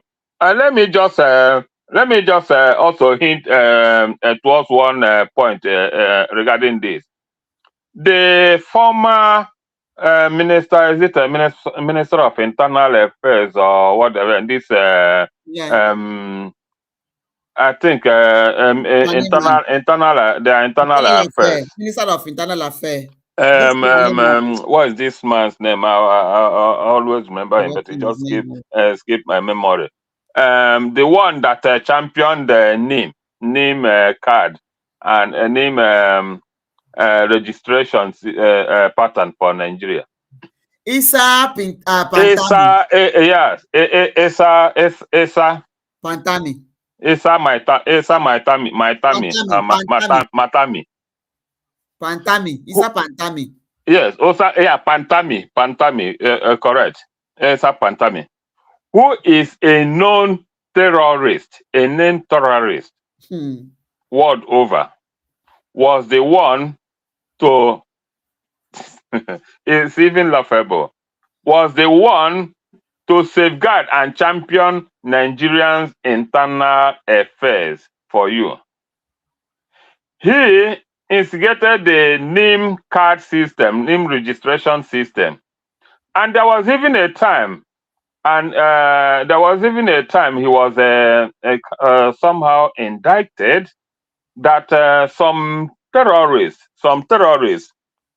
called him, demanding for ransoms, called him, used their phone to call him, to liaise with him. I think I came across that some time ago during the affected Buhari time. There was a time a victim of their act terrorist, said that he knew that they used their phone to contact Asa Pantami, requesting how to channel the money, the ransom they were demanding, kind of. This was a man that will safeguard Nigerian data system. This was the man Buhari used to instill all the terrorist acts during his time. And nobody is talking. He is still living big today. I saw him some time ago, recently. Some people, even your Peter Obi, their Peter Obi, went to pay visit to visit him. To pay him visit. Imagine. Imagine. Oh. So Obi is still gallivanting, serving them. Why is he going to them? So that they will give him position. And you say that you are one Nigeria. When you want to be anything, you have to go and serve. You have to go and beg whom you are more than.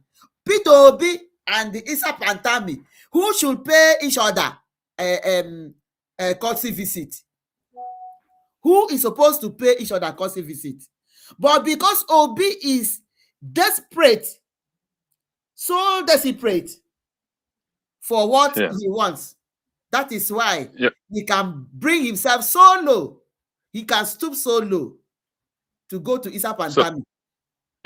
So yes, I don't know where I stopped in the network. Knock you out. Yeah, that Obi visited Issa Pantami. Yes. Even Peter Obi, so I favor Peter Obi as their president, went to visit Pantami because he wants him to give him presidency. Imagine. Network has kicked you out again.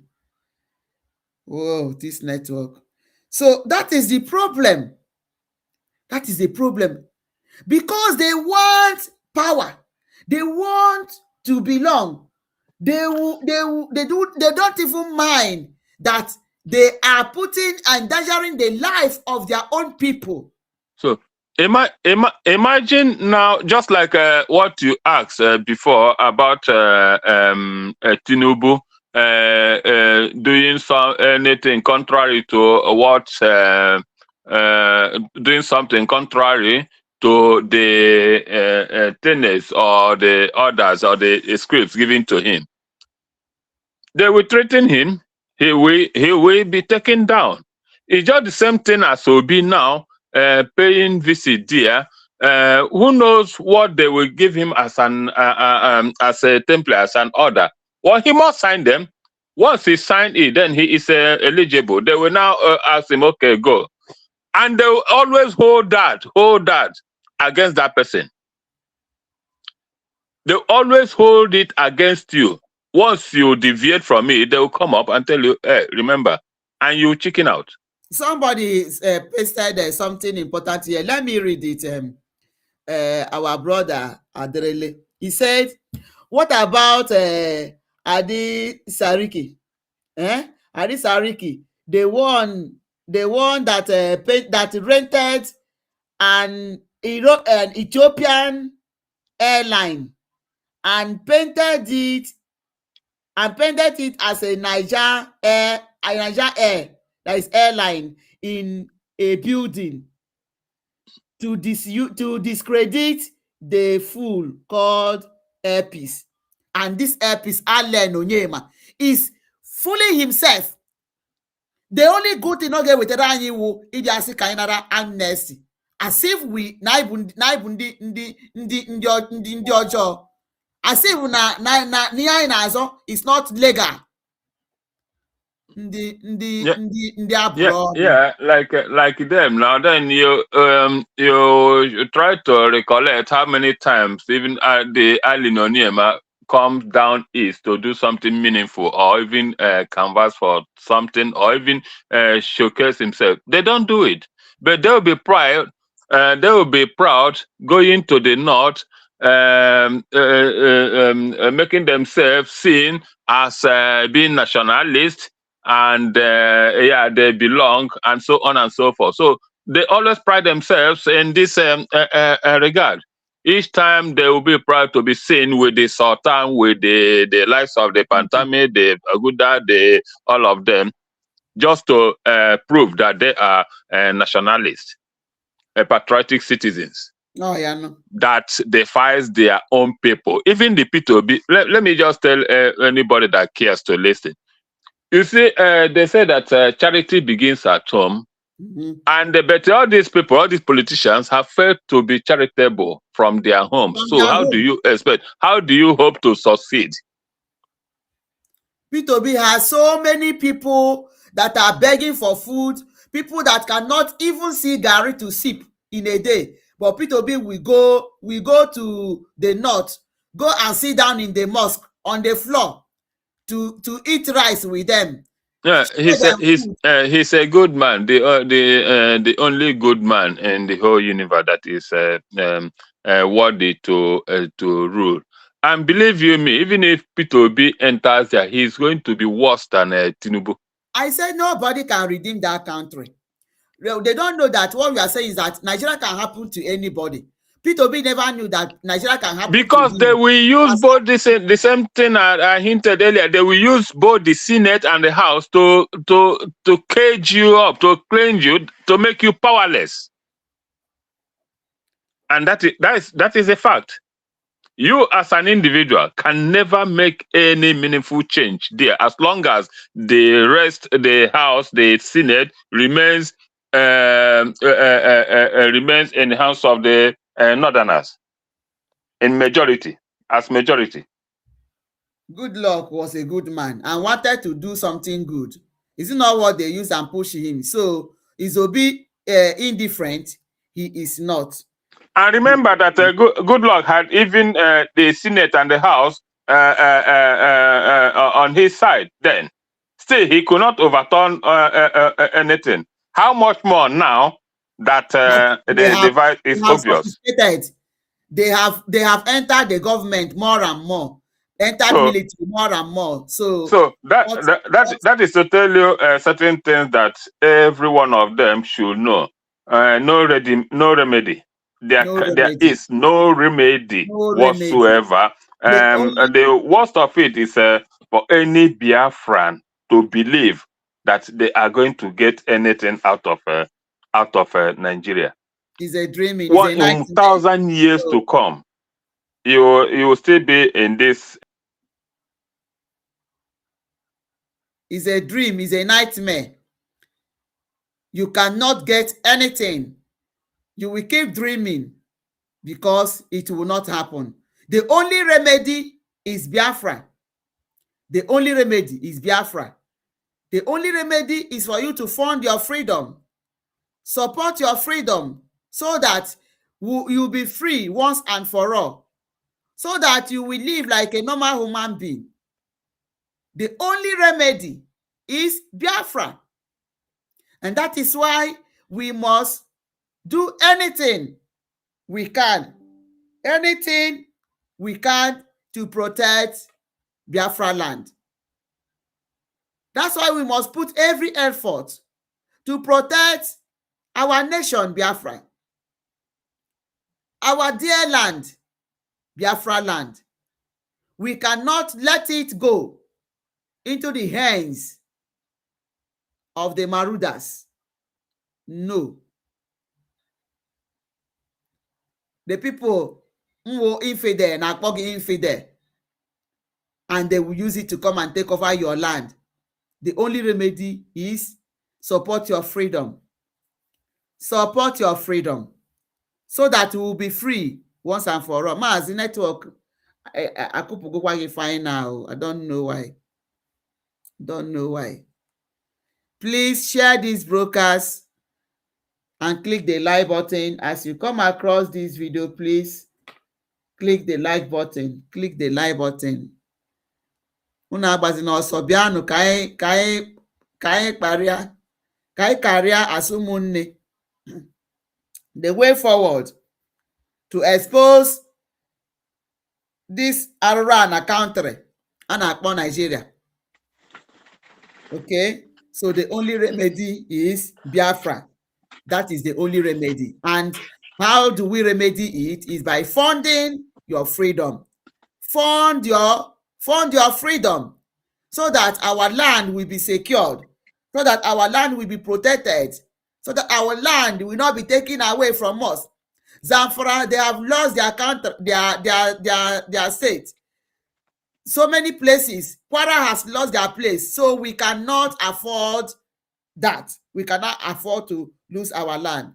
Mazi, are you back on stage? Yes, I don't know if I'm out now. Yeah, out now. So, oh God, I don't now, know what the problem is with this network. Honestly. network. It's annoying. So with that,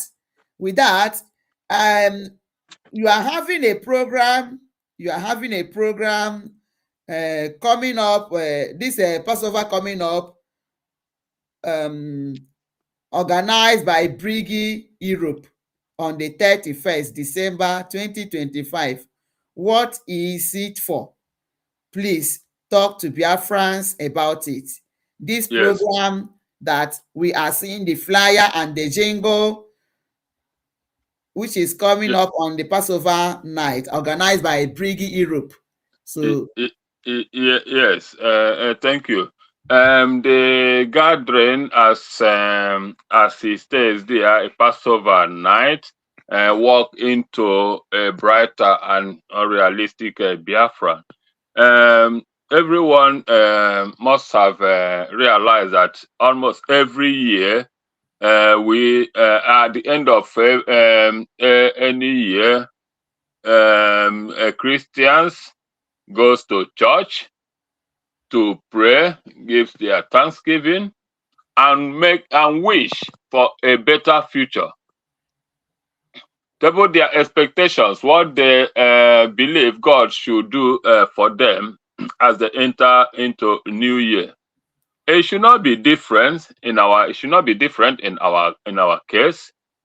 We are both Christians, traditionalists, and people with good beliefs and morality as well. And we also have our expectations. So this year we want to make it. In a way that has never been done. That the Biafrans should gather at least a few hours. And discuss, have a discourse, put out their report cards, examine where they are coming from, okay, and to see where they are heading to. At least, if we're in that gathering, a lot of issues will be discussed. Awareness will be created for those who have never known or who have been somehow unaware of what we are actually agitating for, which is this freedom and goodness of our people, more especially the next generations of Biafrans. We cannot continually be handing over a bleak and fruitless future to them. Because what has been happening in the present day Nigerian system is that the Biafrans don't really prepare for the next generation, which is the worst that any man can do when you don't plan ahead of your children.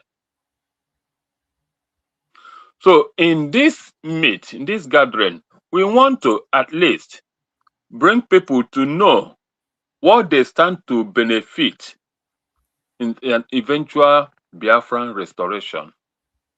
as a people, as a race, as an individual, as a parent who have a children and who hope to have a grandchildren and who hopes to retain his lineage, his or her lineage, to preserve what you were born for, where you are coming from. Many fears or projections have been made several times about the extinction of Igbo race, the Biafran race. We are fighting tenaciously to make sure that this thing does not happen. But if Nigeria continues the way they have been going, there is no guarantee that that will not happen in the near future. So any cry, any fight, all fight about Biafra is to preserve our people, to preserve our land. Exactly. To hand over to our next generation a good and profitable future, a place they will be proud to call home. Yes. Many of us living in the diaspora in Europe, America, cannot even boast of their children going to living wherever they are to head home on their own. Say they are going back home. So, and that means that the moment you exit, the moment you are no longer there, your generation is gone. Into extinction. Your generation is outrightly gone.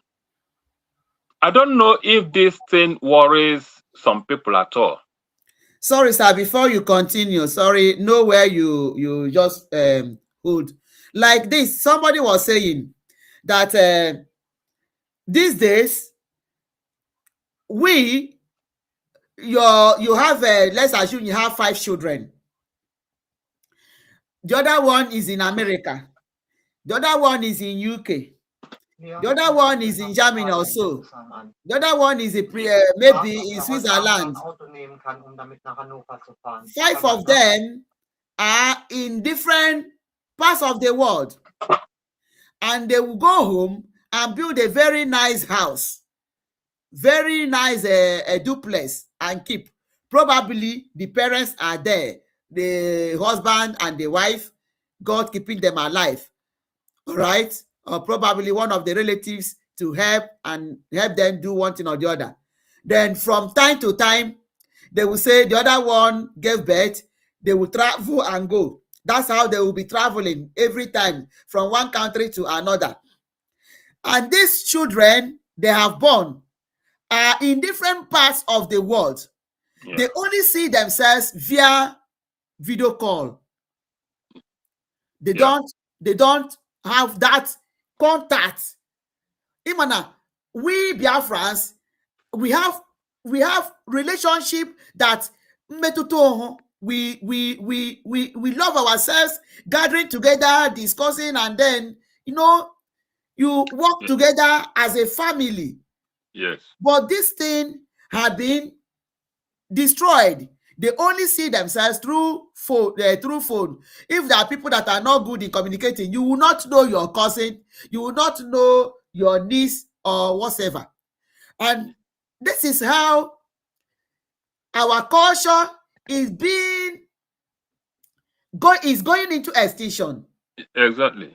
This is how the people are going into extinction. So gradually, these children will grow. Some of them will not even go home or know where they come from. Continue like that. You see how we Biafrans will be going out. And this is the reason we should protect our land, so that our land, when it is habitable, from time to time, You will carry your children and go to your motherland, relax in your place. People come to welcome you. You leave your children to them and visit other people. Yes.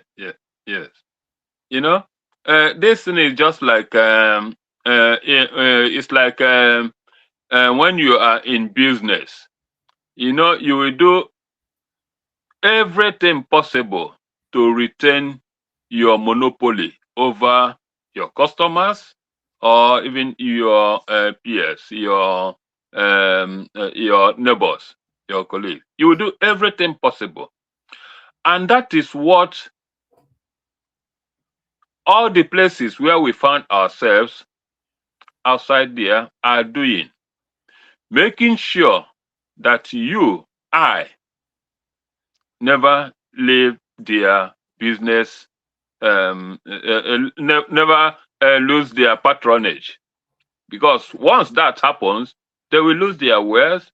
They will lose their wares will become useless. They will have no influence over you any longer. So they are doing everything possible to make sure that they maintain this hegemony over us. I knew a guy some time ago. He gave me some kind of will I say laughable story. Let me tell us what happened. This guy had a family of 3. They were young then, a young family of 3 young kids. I think the eldest then of the kids then was either 6 or 7, and the youngest happened to be either 1 or 1.5. He and his wife were very comfortable in their working places, so they had an opportunity to travel on a vacation or I think a short-term course overseas. So on applying for their visa, they applied, stated their credentials and their family status. Then in the application, they entered that they had 3 children. But in their application, they entered to travel with only 2.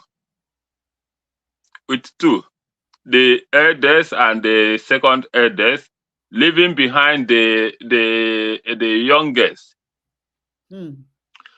When they went there for an interview, the interviewer saw that, sensed this, spotted it, and asked them, "Here you have 3 children.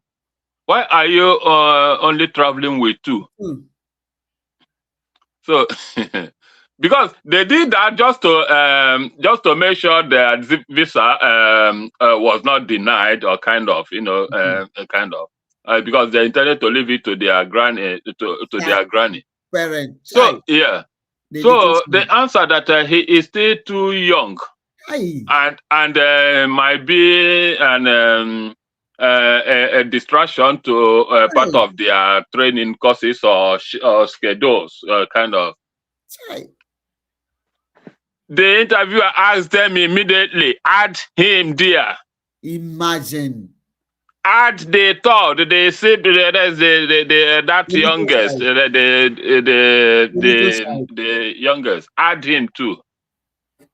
They show because they did not leave him out because of not being able to cater for him or to pay for his name, but just that fear that he might be a distraction or maybe too many. And they added the little one, and they still got their visa.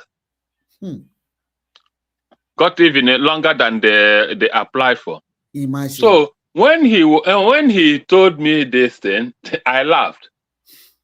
I laughed. He said, "Why is that funny?" I said, "Because it's not you that they are issuing visa. It's these kids." Because they want these children. Exactly. You think it's you that they issued the visa to? It is this case that they issued that visa. They are saying labor force. Exactly. Because the moment you take them there, that will be the end of it. They've been there, and tell me what. Although I lost, we lost contact for some time, but I know already what would now be the report chart. Maybe those kids have been have the opportunity to go back and be there forever. So there are things that we don't know. The game that we don't know that is playing on and on and on. The brain drain is real. And I argued that with somebody some time ago about this brain drain. He also foolishly told me that, yeah, it is good traveling out because we are the ones sustaining our families back home, at least bringing them. I said, how stupid you are. Because imagine in the next 10, 20 years, when the generation, your children, don't have that closeness, just like you said, again, don't have that closeness of lineage again to those people. What do you think will happen? Do you think that those people will still be getting that? And by that time, you must have been old, out of job, helpless yourself. Who will be extending this help you think that is good, getting down to them now? It will end, and by then it will be worse for those that found themselves there. So people don't think ahead of time. People only see that their benefit, their present day positions or situations, and never care about what happens next. That is our problem. Which is a very big problem. So, my sister, and that in that gathering, so we intend to at least inform Biafrans and the friends of Biafrans about the goodness of supporting the Biafran cause, about the goodness supporting the BRGIE, about the goodness, the importance in understanding one, why it is necessary for everybody to queue in this liberation cause, because that is the only saving grace, the only thing. It's very unfortunate that many still don't want to buy the idea, but I believe that with time, I just pray, let there be one catastrophe, even if it's whether natural or anything, to happen, because it happens everywhere. All those calamities, catastrophes that we even read in the Bible that happened to some places that overturned, changed the mindset of people. Let it happen once down there, so that people will get back their senses, get back to their senses. Is it not happening to them? When you but they still refuse to learn. When you will be kidnapped and your family will cut themselves just to get money for you. That is the only thing that will open their eyes. Let's something them once. Of course, it has happened to them several times, because all these burning and destruction of properties across a country you call yours, country that is supposed to be yours, it is enough to have opened all their eyes, but they are still. I think it's the stiff neck which Mazi Nnamdi Kanu has been hammering, and that stiff neck, ihe ndị be anyị na-asị that na ọkụkọ na-anaghị anụ ihe na-anụ ihe n'ite ofe. So that stiff neck is the problem, that they don't want to even and they like rush. When it is happening, that is when they will begin to megari ahụ. Yes, exactly. Exactly. So that is the problem. We don't pray for calamities to befall our people, but in this case, since many have refused to hear, and I don't so much blame, or I would say part of the blame goes to almost everybody, including those at home. But because of the fear, fear to live, and that is why many decide to stay back, because many have also told me that it's not that they don't know the truth down home, but they are all afraid because if you decide to speak out, They will you come will to want be you. taken away, and nobody does anything, nobody says anything, That's the problem. and nobody comes for you. So, and that is the problem. That is That's exactly the the problem. problem that is bedeviling Yeah. every effort of the people, because I understand with them too. yes, exactly. So sometimes partly because of just this reason, I tend to understand with them, yeah, because that place being ungovernable and unlawful place, Mm. anybody can take the laws into his her hands, and nobody cares, nobody does anything. So you somehow reason with anybody that give this as an excuse. So it's real, it happened. You In speak as up, and much, so they'll come and pick you, and nobody does anything. Even the one that onlook at people who will be there looking, so praying that it doesn't, it's not them, it doesn't happen to them. So in that is as why no effort or nobody is is forceful to protest. Then even ordinary protest. Imagine when a whole city march out to the street, but because of this fear, they already believe that the system is against them, fighting against those with arms, yeah. and life is so valued and sweet that nobody wants to lose it. But that is not the solution. In as much as we have those that doesn't want to give ear, we have those also that are very much interested, but because of what you just said, they fear. Just like they said, they map up that particular place in Abuja for protest gathering, but go there now, police and army are everywhere to see who will come there to protest, to gather for protest. You see, that's a problem. Okay, so that notwithstanding, Yeah, maybe later today I will send you one clip, one clip about this,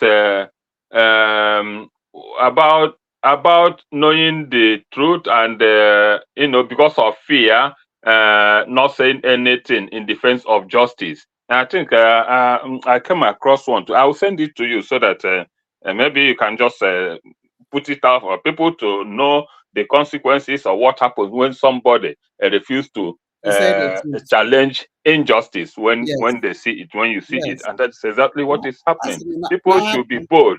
Yeah, people should be bold. Yeah, So the more exactly. you keep quiet, the more it continues to. It's because of the quietness.